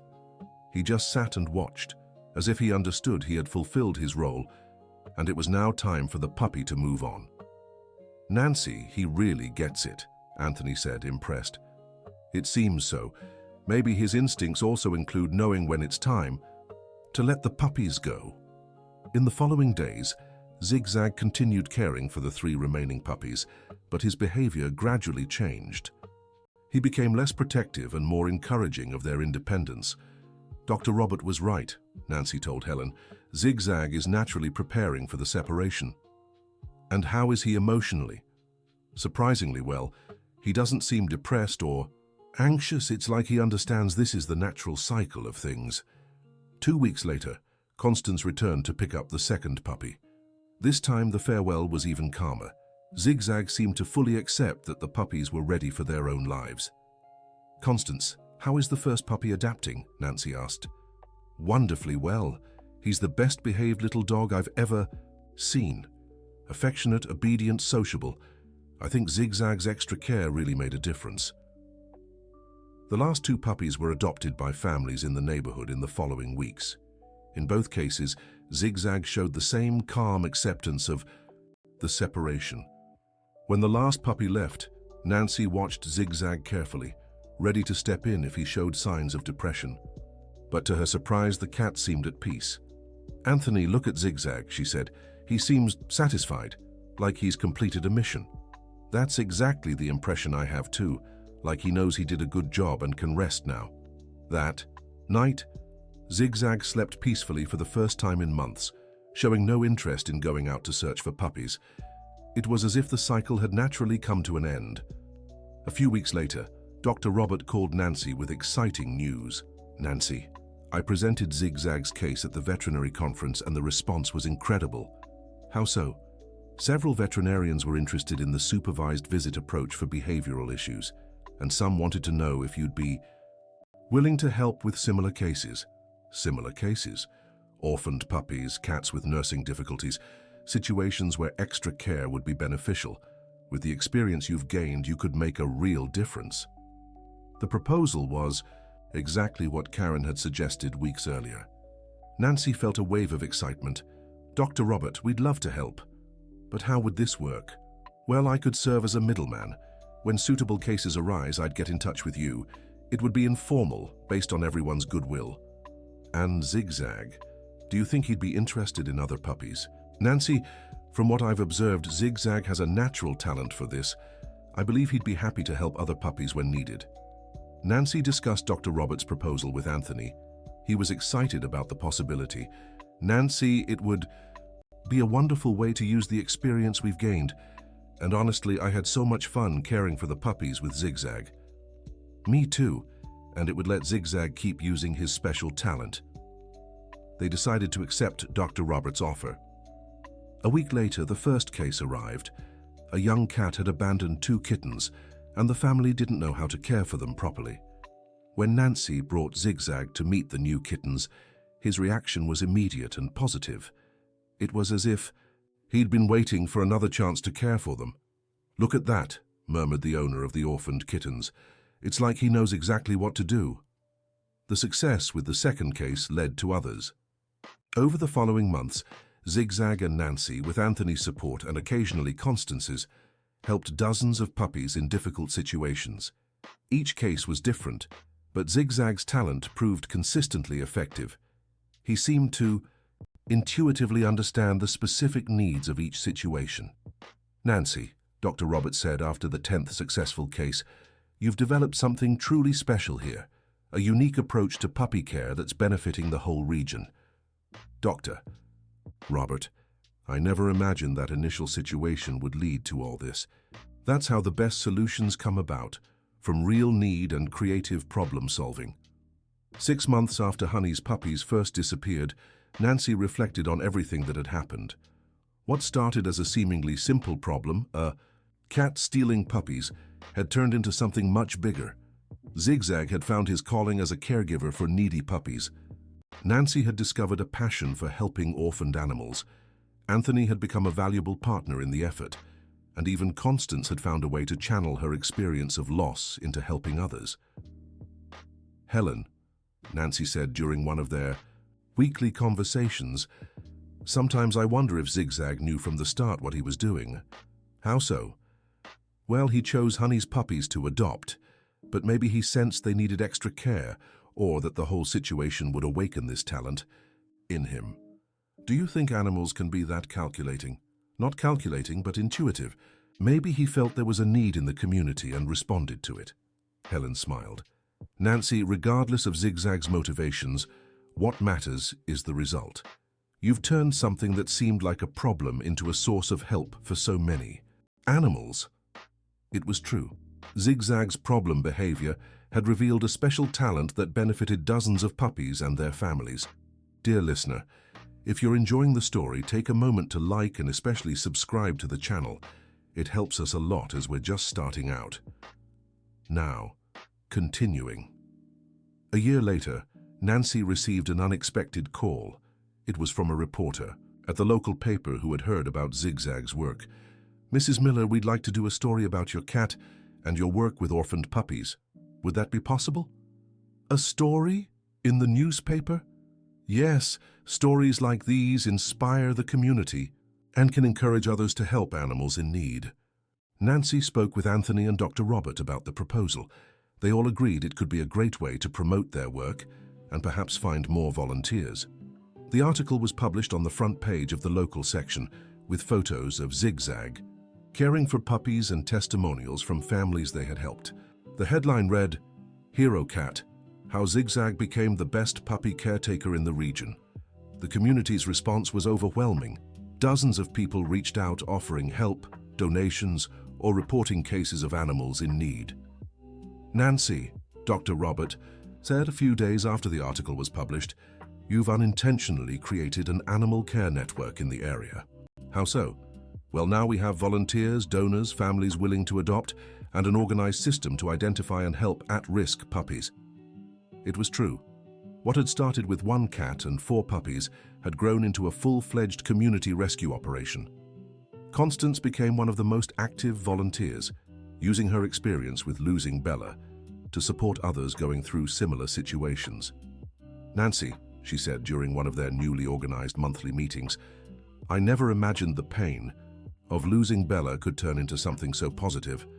Constance, you've turned your experience into strength to help others. It's really beautiful. And it all started with that argument we had about Zigzag stealing the puppies." The CB too laughed, remembering how it all began. Helen also got involved in the project, using her experience as a former teacher to develop educational materials on caring for orphaned puppies. "Nancy, I think you should write a book about all this," she suggested. "A book?" "Yes. Zigzag's story, the techniques you've developed, the success cases. It could help people in other cities start similar projects." The idea stayed in Nancy's mind for weeks. Finally, she decided to talk to Dr. Robert about it. "Dr. Robert, Helen suggested we write a book about our experience with Zigzag and the orphaned puppies." "Nancy, that's an excellent idea. I'd love to contribute the veterinary technical details. Do you really think it could help others?" "Absolutely. You've developed a unique approach that combines animal intuition, dedicated human care, and veterinary supervision. It's a model that could be replicated in many places." 2 years after the first incident with Honey's puppies, Nancy sat in her backyard, watching Zigzag care for another litter of orphaned kittens. This time, 5 kittens had been found abandoned in an empty lot. Zigzag's behavior had evolved even further. He could now care for puppies and kittens of different ages and species, adapting his techniques as needed. "Zigzag," she murmured, stroking the cat. "You knew what you were doing all along, didn't you?" Zigzag purred softly, never taking his attention off the kittens he was cleaning. To Nancy, there was a deep wisdom in this animal who had transformed not just her life, but the lives of dozens of other animals and people. Anthony joined her in the yard, bringing them each a cup of coffee. "Nancy, have you ever stopped to count how many puppies Zigzag has helped?" Not exactly, but it must be close to 100. 100 puppies who got a better chance at life because of him. It was an impressive statistic. 100 little lives that had benefited from Zigzag's special talent and the dedication of the team that formed around him.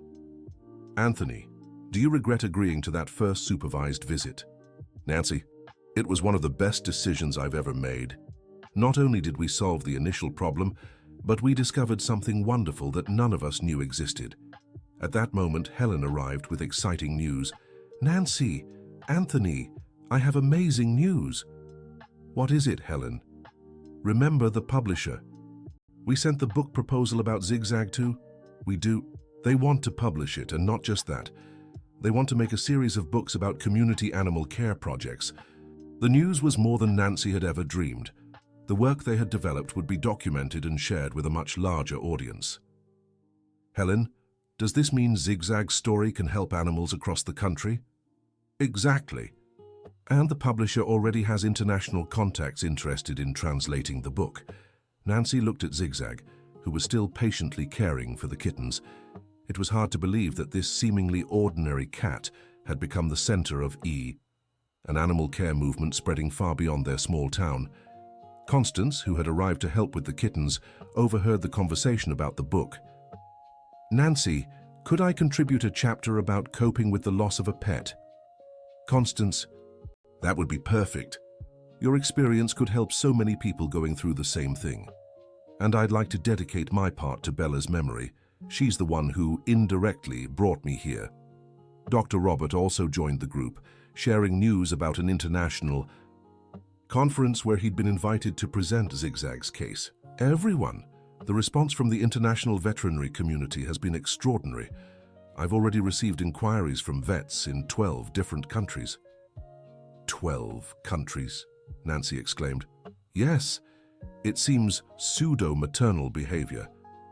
In cats is more common than we thought, but your approach is the first to truly solve it constructively. It was astounding to think the solution they'd developed for a local problem was now being studied and replicated worldwide. On the 3rd anniversary of Zigzag's first puppy theft, the team decided to organize a small celebration, not just to mark Zigzag's progress, but the entire movement that had grown around him. The gathering was held in Anthony's backyard, decorated with photos of all the puppies Zigzag had helped over the years. Families who had benefited from the project attended, bringing their now-grown pets. Look, Constance said, pointing to an adult dog playing in the yard. That's the first puppy Zigzag ever cared for. Look how big he's gotten.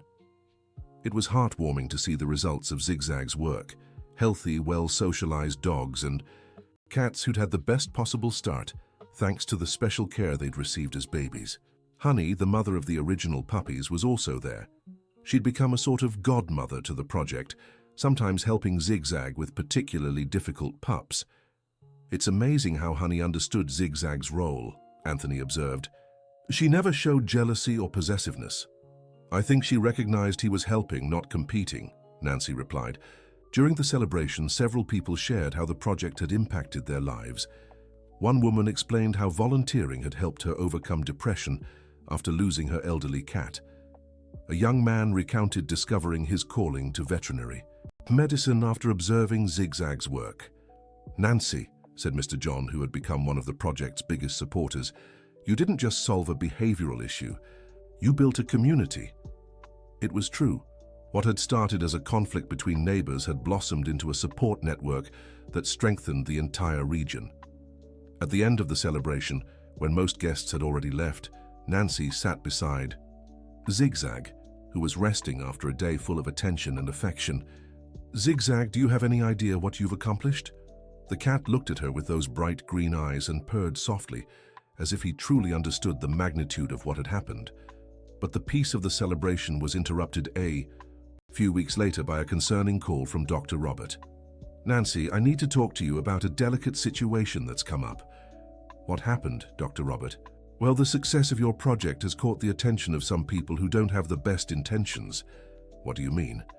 I got a call from someone claiming to be an animal trader who wants to hire Zigzag's services for a puppy breeding business. Nancy's stomach turned. Dr. Robert, that's outrageous. Zigzag isn't a product. I know, Nancy, but this worries me because it shows not everyone understands the nature of your work. Some might try to exploit Zigzag's talent for profit. The conversation left Nancy deeply unsettled. The idea that someone would want to use Zigzag for financial gain was disgusting. She immediately called Anthony and Helen to share the troubling news. "Nancy, this is awful," said Helen, "but unfortunately it doesn't surprise me. Whenever something good gains visibility, people try to take advantage." "What do you think we should do?" "First, we should be more selective about who gets access to Zigzag," Anthony suggested. "And second, maybe we should document our criteria for accepting cases more carefully." Dr. Robert proposed a meeting with everyone involved in the project to establish clearer guidelines on how to protect Zigzag and maintain the integrity of their work. The meeting was scheduled for the following week at the Neighborhood Association's headquarters. Nancy, Anthony, Helen, Constance, Dr. Robert, Mr. John, and some of the most active volunteers attended. "Everyone," Dr. Robert began, "we need to discuss how to protect the project and Zigzag from people with bad intentions." "What kind of protection are you thinking of?" Constance asked. "Well, first we need clear criteria for accepting cases. We can't just take every request that comes in." Mr. John spoke up. "Dr. Robert, as president of the Neighborhood Association, I can help formalize some guidelines. That would give the project more credibility and legal protection." The idea of formalizing the project was good, but Nancy had concerns. "I don't want this to turn into red tape that gets in the way of our real work," she said. "Nancy, it doesn't have to be complicated," Mr. John explained. "It would just be a document outlining the project's goals, participation criteria, and protections for Zigzag." Helen raised another important point. "What if we establish that Zigzag can never be taken from Nancy's home to work elsewhere? He only helps cases that come to us." "Excellent idea," Dr. Robert agreed. "That protects Zigzag and ensures he always has a familiar environment to recover between cases." Constance voiced an additional worry. "What if someone tries to copy our model but without proper care? It could hurt the reputation of what we're doing." "Constance, unfortunately, we can't control what others do," Nancy replied. "But we can document our methods well, so anyone who wants to replicate them correctly has the right information." The meeting resulted in the creation of an official document called the Zigzag Protocol, which established 1. Strict criteria for accepting cases, orphaned puppies, struggling mothers, verified high-risk situations. 2. An absolute ban on commercial use of Zigzag's work. 3. Mandatory veterinary supervision in all cases. 4. Limit on simultaneous cases to avoid overburdening Zigzag. 5. Nancy's right to refuse any case without justification. The document was registered with the Homeowners Association and sent to the Regional Veterinary Council as a reference. A few weeks after creating the protocol, they faced their first real test of the new guidelines. A man who identified himself as a professional breeder showed up at Nancy's house, offering money for Zigzag's services. "Ma'am, I've heard about your cat. I'm willing to pay well for a few days of his work at my property." "Sir, I'm sorry, but Zigzag doesn't do outside jobs," Nancy replied firmly. "Look, ma'am, I'm offering $500 a week. That's good money."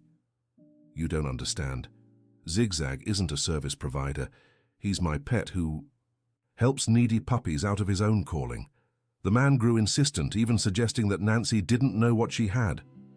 "Sir," Nancy said, losing patience, "I'm going to ask you to leave, and if you insist, I'll call the authorities." After the man left, Nancy immediately called Dr. Robert to report the incident. "Nancy, you did exactly the right thing. These kinds of people will keep showing up as the project gains more visibility." "Dr. Robert, this worries me. What if they try something more drastic? That's why it's important to keep our documentation up to date and always have witnesses when refusing such offers." The incident made Nancy realize the project's success came with responsibilities and risks she hadn't anticipated. Helen suggested installing security cameras at Nancy's house, especially in the areas where Zigzag usually stayed with the puppies. "Nancy, it's not paranoia. It's necessary protection, Helen argued. Do you think someone would try to take Zigzag? I don't want to find out. Better safe than sorry. Anthony supported the idea of cameras and offered to help with installation and costs. Nancy, Zigzag has become very valuable. Not financially, but for the good he does. We have to protect him. The cameras were installed the following week, and Nancy had to adjust to the new reality that her home needed special security. But the problems didn't stop there. A month later, Constance arrived at Nancy's house in a fluster. Nancy, have you seen what they're saying online about Zigzag? Online? No, what's there? Constance showed Nancy her phone. There was an online forum where people were discussing the project, and not all the comments were positive. Some users questioned whether it was ethical to force a cat to care for puppies that weren't his. Others suggested Nancy was exploiting Zigzag for fame. Constance, this is awful, Nancy said, reading the comments. These people don't understand anything about what we do. The worst part is some are spreading false information, saying you charge for Zigzag's services. But that's a lie, we've never charged anyone. Helen, who had arrived during the conversation, examined the online comments. Nancy, unfortunately, this is common when projects gain visibility. There will always be people trying to discredit or twist the facts. But what can we do? First, we'll document everything we do even better.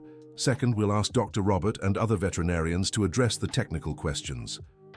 Dr. Robert was informed about the negative comments and immediately mobilized to respond with scientific backing. He wrote a lengthy post explaining that Zigzag's behavior was natural and beneficial for both the cat and the puppies, supported by extensive veterinary documentation. Nancy, he said over the phone, I've addressed the main questions with scientific data, but you need to be prepared for this kind of criticism. Unfortunately, it's part of having a public project. Dr. Robert, sometimes I wonder if it wouldn't be better to go back to helping only local cases without all this exposure. Nancy, I understand your concern, but think of how many animals are being helped because of the publicity your work has received. Don't let a few negative voices overshadow all the good you're doing.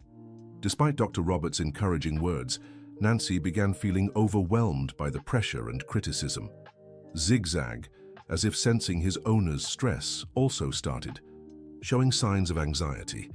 He stayed closer to Nancy and seemed less interested in the new puppies that arrived. Helen, Nancy said during a conversation, I think all this pressure is affecting Zigzag too. How so? He's not as excited about the puppies as before, and he's been spending more time indoors near me. Nancy, animals are very sensitive to their owner's moods. If you're stressed, he feels it.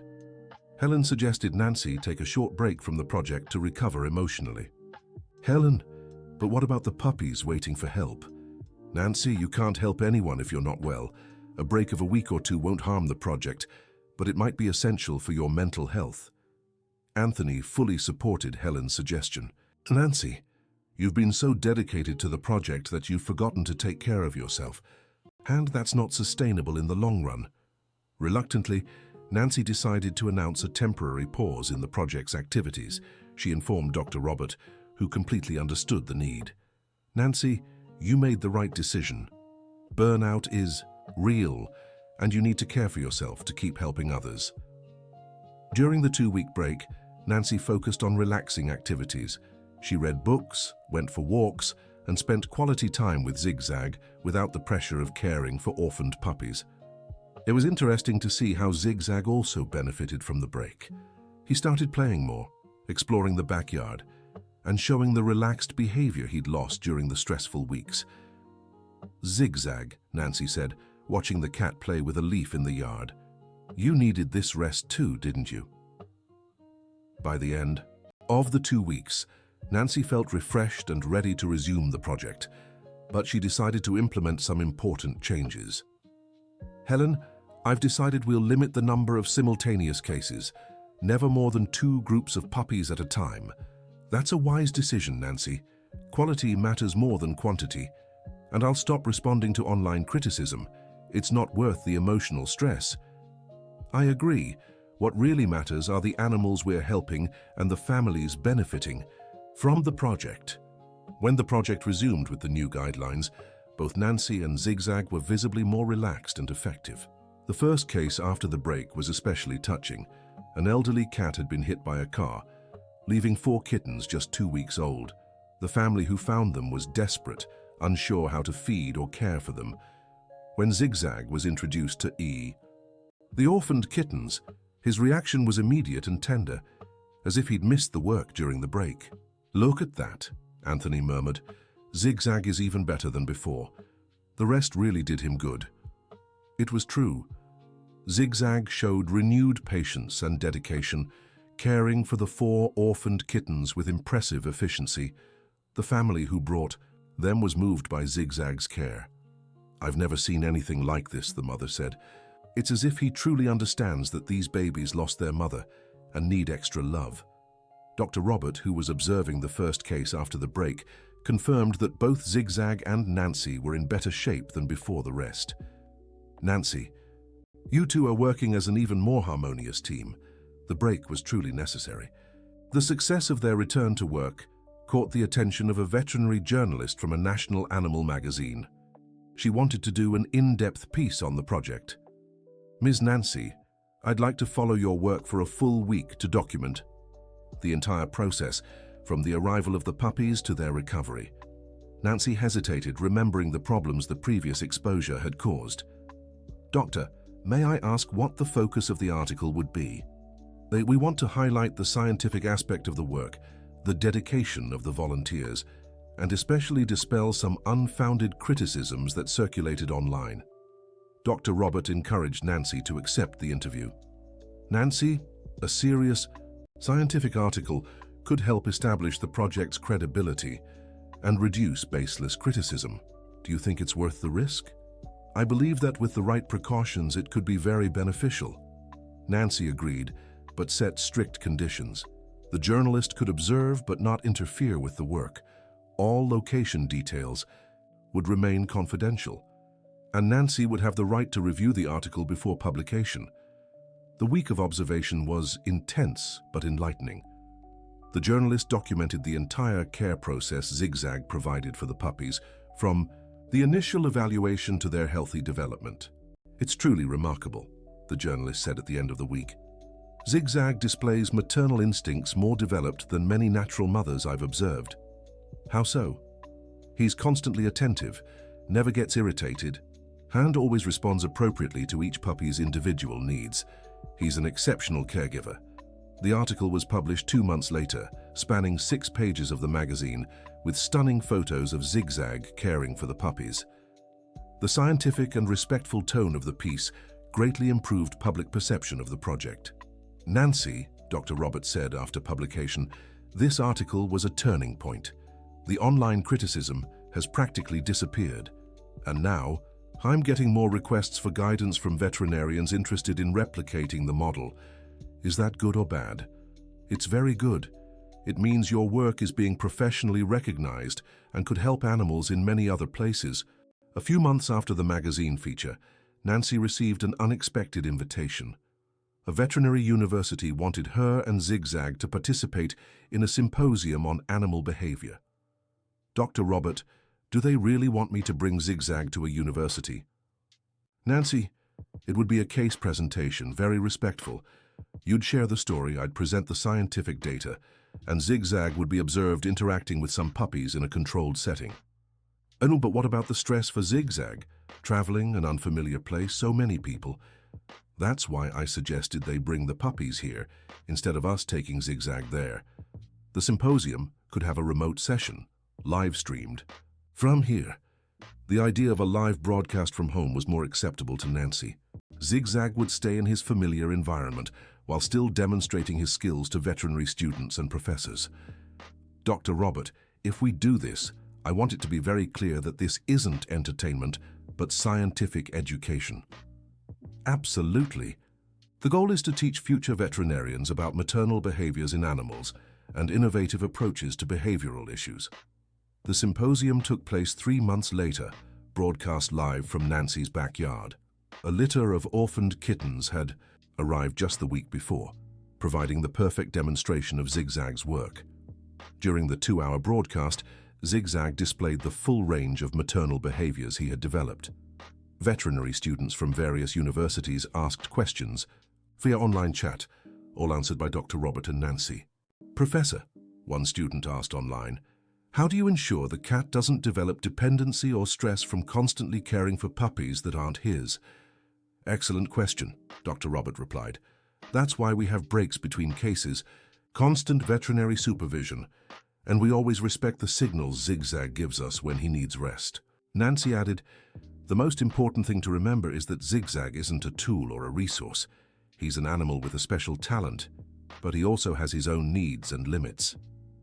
The broadcast was a success, sparking interest from veterinarians and students across the country. But for Nancy, the most rewarding part was seeing the approach remain scientific and respectful. "Dr. Robert, I thought the presentation was perfect, educational without being sensationalist. Nancy, you all proved it's possible to do serious scientific work while keeping animal welfare as the top priority." 2 years after the symposium, the book they had written about the project was finally published. Zigzag, the cat who revolutionized orphaned kitten care, became a hit among veterinarians, students, and animal lovers. The book not only documented Zigzag's story, but also provided detailed guidance on identifying and developing maternal behaviors in animals, orphaned puppy care techniques, and methods for creating community animal rescue projects. "Nancy," Helen said, flipping through the freshly printed book, "I can't believe our story became a real book. Helen, look at the illustrations. The photos of Zigzag with the puppies turned out so beautiful." The book included detailed photographs of all the techniques Zigzag had developed, serving as a practical manual for anyone wanting to implement similar projects. Constance had contributed an emotional chapter about turning the pain of losing a pet into strength to help others. Her account of losing Bella and how it led her to join the project touched many readers. "Constance," Nancy said during the book launch at the local library, "your chapter is the most praised by readers." "Nancy, writing about Bella was hard but also freeing. If my experience can help others cope with similar losses, every tear I shed while writing was worth it." The book launch coincided with the 5th anniversary of Zigzag's first puppy theft. To mark the occasion, they organized a second celebration, this time much larger than the first. The party was held at the neighborhood community center, since the number of people involved in the project had grown significantly. Families who had been helped, veterinarians, volunteers, and even some who had read the book and traveled from other cities to meet Zigzag in person all attended. "Nancy," Mr. John said during the party, "when I mediated that first meeting between you, Anthony, and Constance, I never imagined it would lead to all this. Mr. John, none of us did. We just wanted to solve the problem of Zigzag taking the puppies, and you ended up creating a movement that helped hundreds of animals and inspired similar projects across the country." It was true. Dr. Robert had received reports from veterinarians who had implemented versions of the Zigzag protocol in 15 different states. Some have adapted the model for other species, using dogs to help orphaned puppies or older cats to socialize aggressive kittens. During the party, Zigzag was, as always, the center of attention. But at 8 years old, he had developed a majestic dignity that made everyone treat him with special respect. "Just look at how he greets people," Helen remarked. "It's like he knows he's a celebrity." Zigzag moved through the party with elegance, allowing affection but always maintaining a calm and confident posture. He was very different from the anxious and desperate cat who had stolen the first puppies years earlier. During the party, a young veterinarian approached Nancy with an unexpected proposal. "Mrs. Miller, my name is Dr. Pamela. I'm a behavioral veterinarian, and I'd like to propose a broader scientific study on Zigzag." "What kind of study?" "Well, we'd like to scientifically document all the behaviors he's developed, perhaps conduct some non-invasive neurological tests to better understand what happens in his brain when he cares for the puppies." The proposal was intriguing, but Nancy had immediate concerns. "Dr. Pamela, I wouldn't accept anything that could cause stress or discomfort for Zigzag." "Absolutely not. All tests would be completely non-invasive, mostly behavioral observation, and some simple imaging tests like an MRI. but only if Zigzag is completely comfortable. Dr. Robert joined the conversation, interested in the proposal. Dr. Pamela, what kind of information do you hope to gather? Dr. Robert, such developed maternal behaviors in neutered males are extremely rare. Understanding the neurological mechanisms could help treat various behavioral issues in other animals. And this would benefit other animals? Potentially, yes. We could develop therapies based on the study's findings. Nancy was torn. On one hand, the idea that studying Zigzag could help other animals was appealing. On the other, she worried about turning her cat into a test subject. Dr. Pamela, can I think about this and discuss it with my team? Of course. And rest assured, any study would be conducted with the utmost respect and care for Zigzag's well-being. After the party, Nancy gathered her core team, Anthony, Helen, Constance, and Dr. Robert, to discuss Dr. Pamela's proposal. Everyone, what do you think? Is it worth considering? Nancy, Dr. Robert said. From a scientific standpoint, it would be very valuable, but I understand your concerns about Zigzag's welfare. What if we started with very simple studies? Helen suggested. Just behavioral observation, no invasive tests?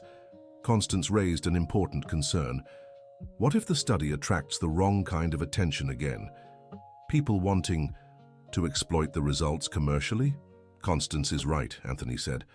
We need to ensure any study is purely scientific, with no possibility of commercial exploitation. Nancy decided to schedule a meeting with Dr. Pamela to discuss in detail how the study would be conducted and what safeguards would be in place to protect Zigzag. The meeting took place the following week at Dr. Robert's office. Dr. Pamela brought a detailed proposal that impressed everyone with its ethical considerations.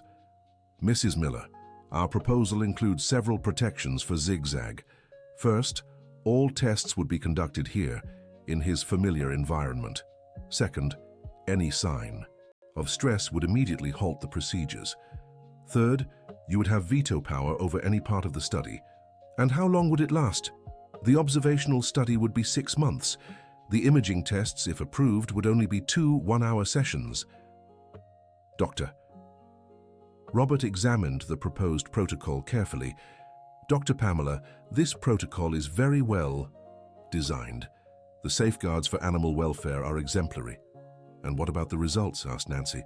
How do we ensure they won't be used commercially? All results will be published in open-access scientific journals. No patents or commercial applications can be derived from the study. It's all specified in the contract. After several hours of discussion, Nancy decided to accept the proposal, but with even stricter conditions than initially proposed.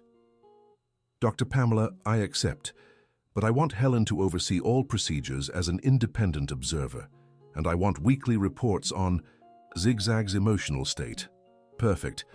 In fact, having an independent observer strengthens the scientific quality of the study. The study began a month later, very gradually. Dr. Pamela spent the first weeks simply observing Zigzag in his normal activities, getting him used to her presence. Nancy, she said after the second week, Zigzag is even more impressive than I expected. His behaviors are extremely sophisticated. How so? Well, he doesn't just care for the puppies. He constantly assesses each one's condition and adjusts his care as needed. It's a level of individualized attention we rarely see, even in biological mothers. By the 3rd month of the study, Dr. Pamela made an interesting discovery. Zigzag had developed different techniques for caring for different types of puppies. Nancy, look at this data. Zigzag uses gentler cleaning motions with very young puppies, more stimulating ones with lethargic puppies, and even gentle disciplinary techniques with overly energetic ones. He developed this on his own? Apparently, yes. It's like he has an internal childcare manual and knows how to apply the right technique for each situation. Helen, who observed all procedures, was fascinated by the findings. Dr. Pamela, does this mean Zigzag isn't just following instincts, but actually learning and adapting? Exactly. He demonstrates learning and adaptation abilities that go far beyond basic instinctive behavior. By the 4th month of the study, it was time for imaging tests.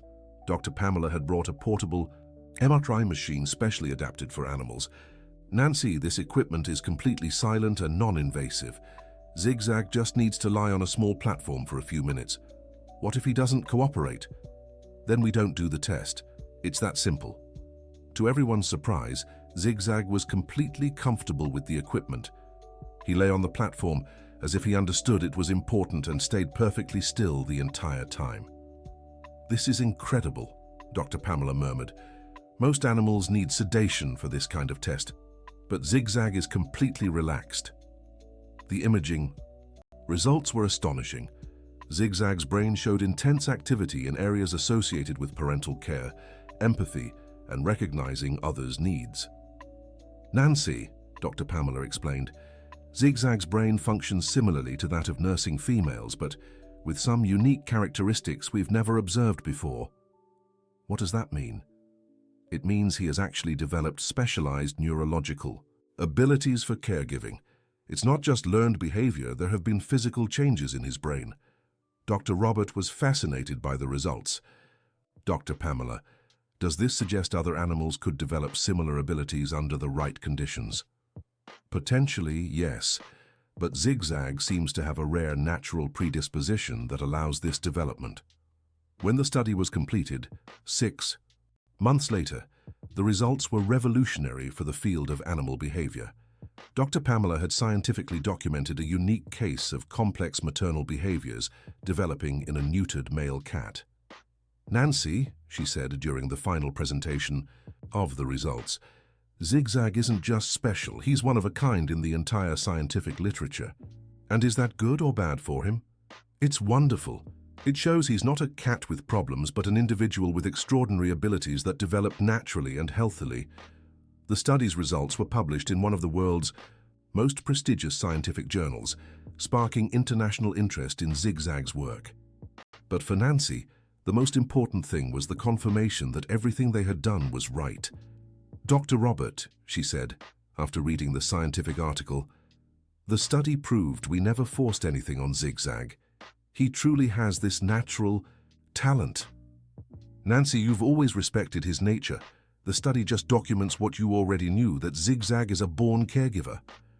The publication of the scientific study brought a new wave of interest in the project, but this time in a much more respectful and educational way.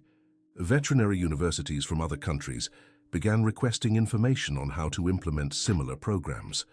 "Nancy," Dr. Robert said, "we've received inquiries from Germany, Japan, and even Australia. Your work is becoming a global reference." "Dr. Robert, that makes me proud but also worried. I hope everyone implements it with the same care we did. That's why we're developing a more detailed manual based on the study's results. We want to ensure any replication is done correctly." 2 years after the study's publication, Nancy was sitting in her backyard, watching Zigzag care for another litter of orphaned kittens. This time, 3 kittens found at a construction site. At 10 years old, Zigzag had become even more efficient and affectionate in his work. Age had brought wisdom and patience, making his care even more special. "Zigzag," Nancy murmured, "do you know you've become famous all over the world?" The cat glanced at her briefly and purred, but quickly turned his attention back to the kittens. To him, fame didn't matter, only taking good care of the little ones who needed him. Helen joined Nancy in the backyard with news about the project. "Nancy, remember Dr. Pamela? She just called me with some interesting updates." "What updates?" "She's coordinating an international training program for vets based on Zigzag's work. Professionals from 12 countries are already participating." 12 countries? "Yes. And the most interesting part, they've found other animals with talents similar to Zigzag's in various places. It seems he's not as unique as we thought." The news that there were other animals with talents like Zigzag's was both exciting and comforting to Nancy. "Helen, does that mean what Zigzag does might be more common than we imagined?" "Apparently so, but most of these cases were identified precisely because of the publicity around Zigzag's work. Before, people probably didn't know how to recognize or nurture these talents." Anthony, who had arrived to help with the kittens, overheard part of the conversation. "Nancy, that means Zigzag was a pioneer. He paved the way for other animals to develop and use their talents." "That's a beautiful way to see it, Anthony. Constance arrived just in time for snack time, as had become their custom in recent years. She always brought some treats for the kittens and news about the various projects inspired by Zigzag's work. "Everyone, did you see the news report on TV yesterday about that project in Colorado?" "No, what was it about?" "A dog who was helping orphaned kitten pups, using techniques similar to Zigzag's. The family said they were inspired by your book.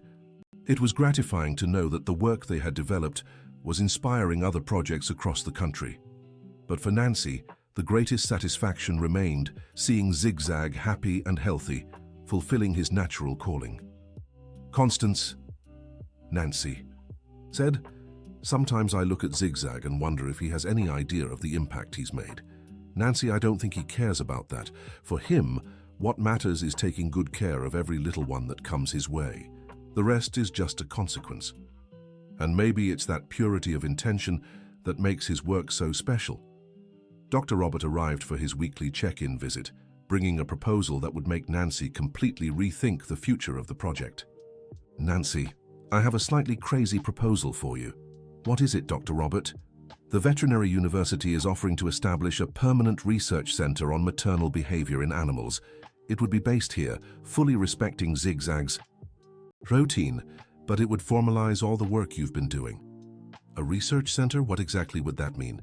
"It would mean permanent funding for the project, scholarships for students who want to study your work, and most importantly, a guarantee of continuity when Zigzag is no longer with us." The mention of Zigzag's advanced age left Nancy silent for a moment. It was something she preferred not to think about, but she knew she would eventually have to face it. "Dr. Robert, what would the conditions be?" "Full autonomy for you on how the center would operate. The university would only provide logistical and financial support, and above all, a guarantee that Zigzag's well-being would always be the top priority." Helen spoke up. "Nancy, this could ensure that all the knowledge you've developed is preserved and continues helping animals in the future. And it could also train new veterinarians specialized in this kind of work," Anthony added. The proposal was tempting, but Nancy needed time to think through the implications. "Dr. Robert, can I take a few days to consider this?" "Of course, and discuss it with the whole team. This decision should be made by all of you together." Over the following week, Nancy talked extensively with everyone involved in the project. Helen was excited about the educational possibilities. Anthony saw benefits in formalizing and professionalizing their work. Constance was worried about the risk of excessive bureaucracy.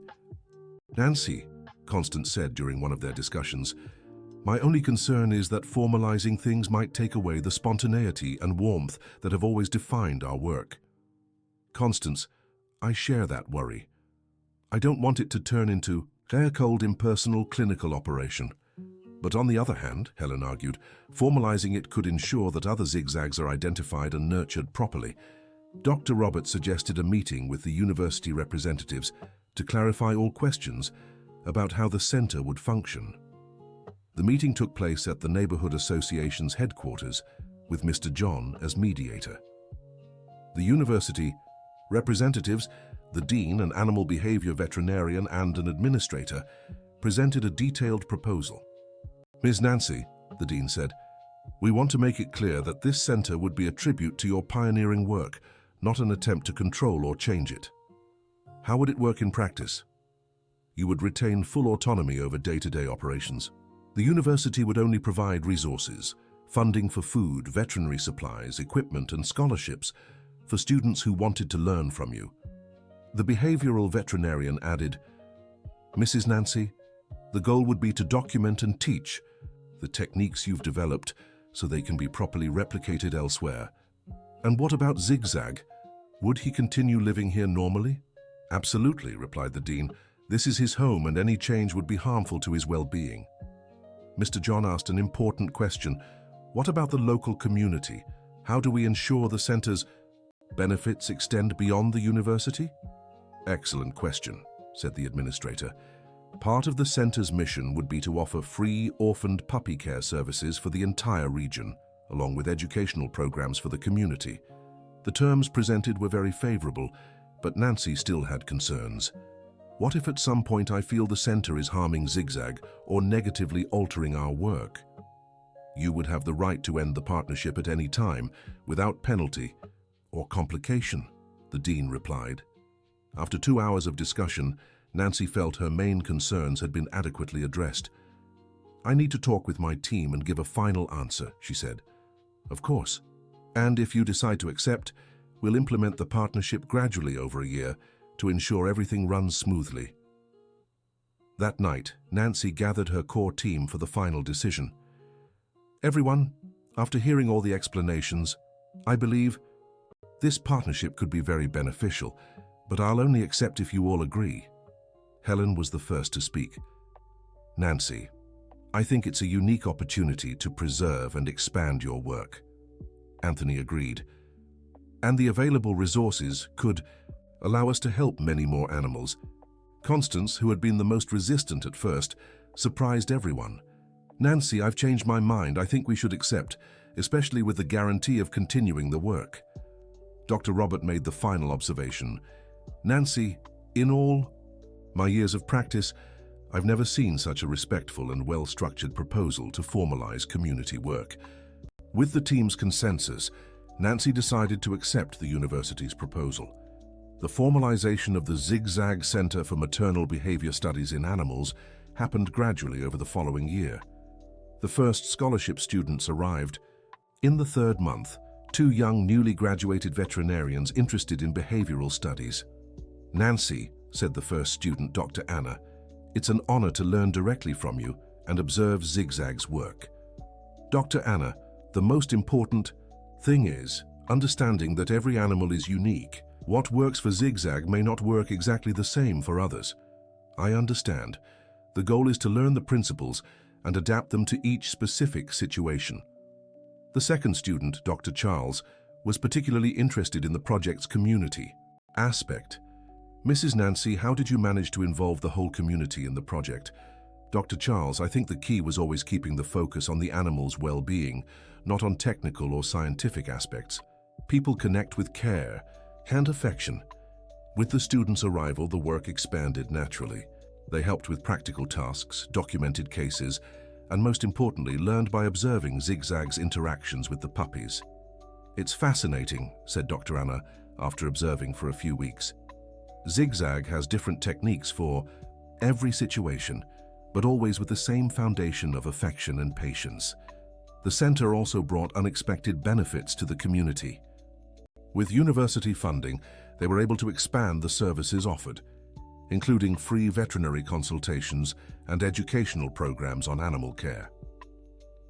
Nancy, said Mr. John during a neighborhood association meeting, the center has been a blessing for the entire community, not just for the direct services, but for the pride everyone feels in having something so special here. Zigzag, now 11 years old, seemed to be adapting well to the changes. He had accepted the presence of the students with his typical serenity and even seemed to enjoy the extra attention he received. Dr. Robert, Nancy said, Zigzag is more sociable than ever. I think he likes teaching the students. Nancy, intelligent animals like Zigzag often appreciate having an audience for their work. It's as if he knows he's setting an example. A year after the center's creation, they received their first international delegation of veterinarians interested in learning about the Zigzag method. They were professionals from Argentina, Chile, and Uruguay who wanted to implement similar projects in their countries. Mrs. Nancy, said the delegation leader, your work has become a reference across Latin America. We came here to learn directly from the source. During the week-long visit, Zigzag demonstrated all his skills for the international guests. He seemed to understand the importance of the occasion and was particularly attentive and affectionate with the puppies. It's incredible, said one of the visiting veterinarians. The cat truly understands each puppy's individual needs. Yes, Nancy replied through a translator, but the most important thing is that he does it naturally out of love, not obligation. The visit from the international veterinarians resulted in the creation of a Latin American network of projects, inspired by Zigzag's work. Each country adapted the model to its local realities, while maintaining the core principles of respect for animal welfare and community involvement. Dr. Robert, Nancy said a few months later, sometimes I still can't believe what Zigzag has managed to create. Nancy, Zigzag was the catalyst, but you all created the environment and system that allowed his talent to flourish and spread. Do you think we've managed to keep the original spirit of the project, despite all this expansion? Absolutely. What impresses me most is that every new project maintains that same foundation of affection and dedication that has characterized your work from the beginning. On the 10th anniversary of the first puppy theft, a special celebration was organized, bringing together representatives from all the projects inspired by Zigzag's work. People came from 15 US states and 6 Latin American countries. Zigzag, Nancy said, petting the now 12-year-old cat, look how many people came here because of you. Zigzag observed the commotion with his characteristic dignity. Though clearly the center of attention, he remained serene and focused on his work with the puppies under his care at the time. During the celebration, impressive data about the impact of the Zigzag method was presented. Over 2,000 orphaned puppies had been directly helped by the derived projects. 47 veterinarians had specialized in the field through the study center. 23 similar projects were active in different regions. The book had been translated into 8 languages. Nancy, said Dr. Pamela during her speech at the celebration, what started with a cat stealing puppies has turned into an international animal care movement. Dr. Pamela, to me the most important thing is that every puppy that was helped had a better life because of it. And that is precisely the philosophy that keeps all the projects connected, the focus on each animal's individual well-being, not on numbers or statistics. During the celebration, a special surprise was unveiled, a bronze sculpture of Zigzag caring for puppies, which would be installed at the entrance of the center. Nancy, said the university dean, this sculpture is a tribute not just to Zigzag, but to all of you who turned a natural animal behavior into a model of care and compassion. The sculpture depicted Zigzag in one of his characteristic poses, lying on his side, with several puppies of different species snuggled against him. It was a faithful and touching representation of the work he had developed over the years. Zigzag, Nancy murmured, you've become a symbol of care and love. What a beautiful legacy you're leaving. But the most emotional moment of the celebration came when Constance took the floor to give a speech. Everyone, she began, clearly moved. 10 years ago I was here arguing with Nancy because I thought her cat was harming the puppies I wanted to adopt. Soft laughter rippled through the audience. Today, looking at everything that resulted, from that initial conflict I can only say one thing. Thank goodness I was wrong. The crowd applauded warmly. Zigzag taught me that sometimes what seems like a problem is actually a solution waiting to be understood. And more importantly, he taught me that it's possible to turn pain into love, loss into gain, and conflict into collaboration.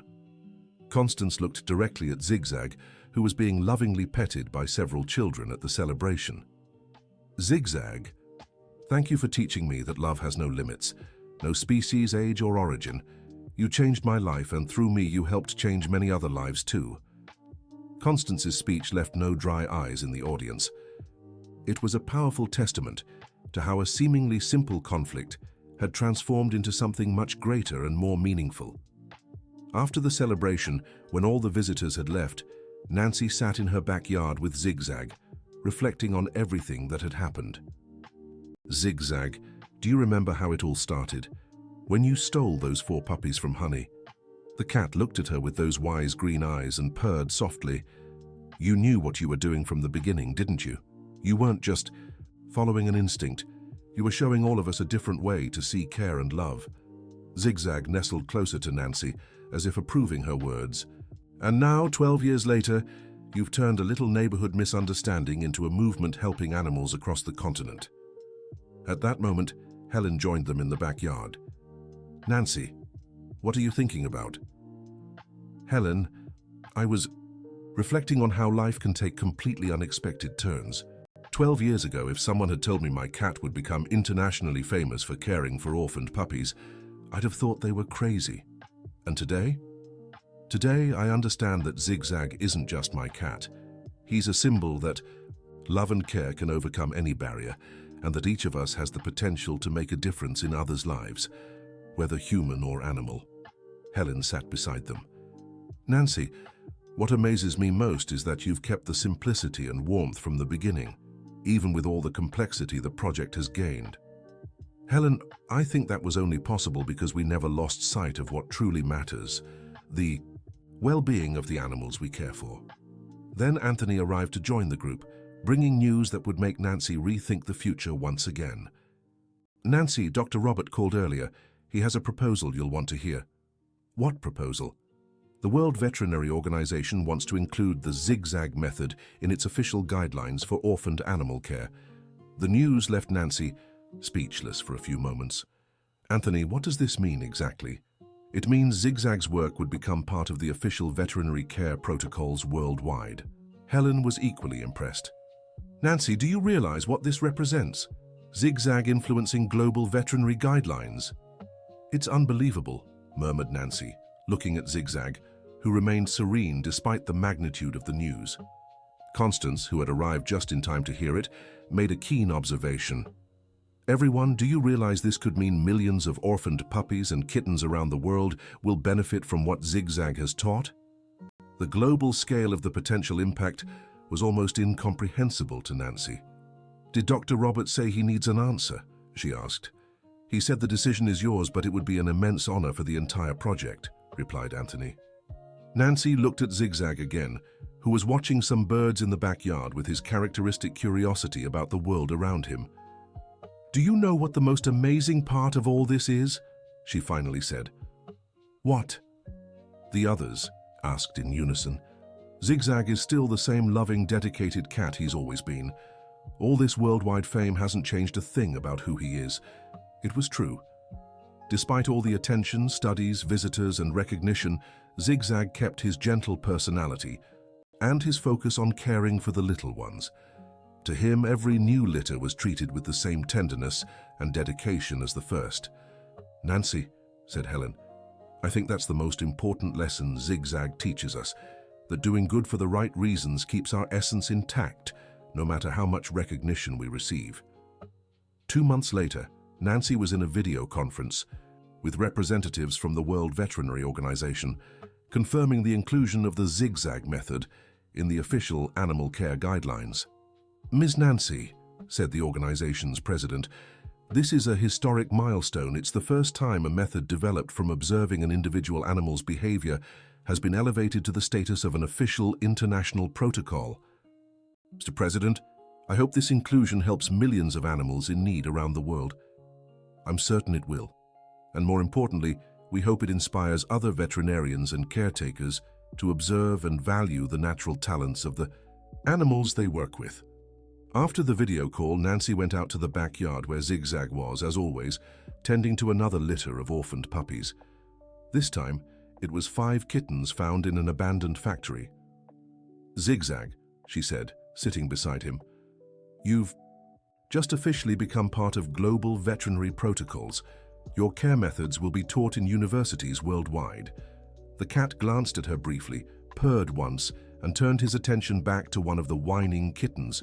To Zigzag, titles and recognition didn't matter, only that this particular kitten needed care at this particular moment. Nancy smiled, understanding once more the simple yet profound wisdom of her feline companion. You're right, my dear. What matters is always the little one right in front of us, needing care and love. At that moment, as if to confirm Nancy's words, Zigzag gently picked up the whimpering kitten and positioned it better among its siblings, licking it softly until it calmed down.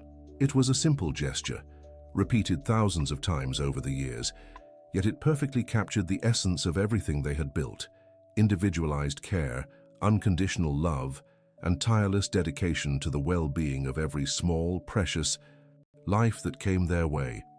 As she watched Zigzag continue his work with the same patience and tenderness as always, Nancy finally fully understood the true reason why that cat had stolen the first puppies so many years ago.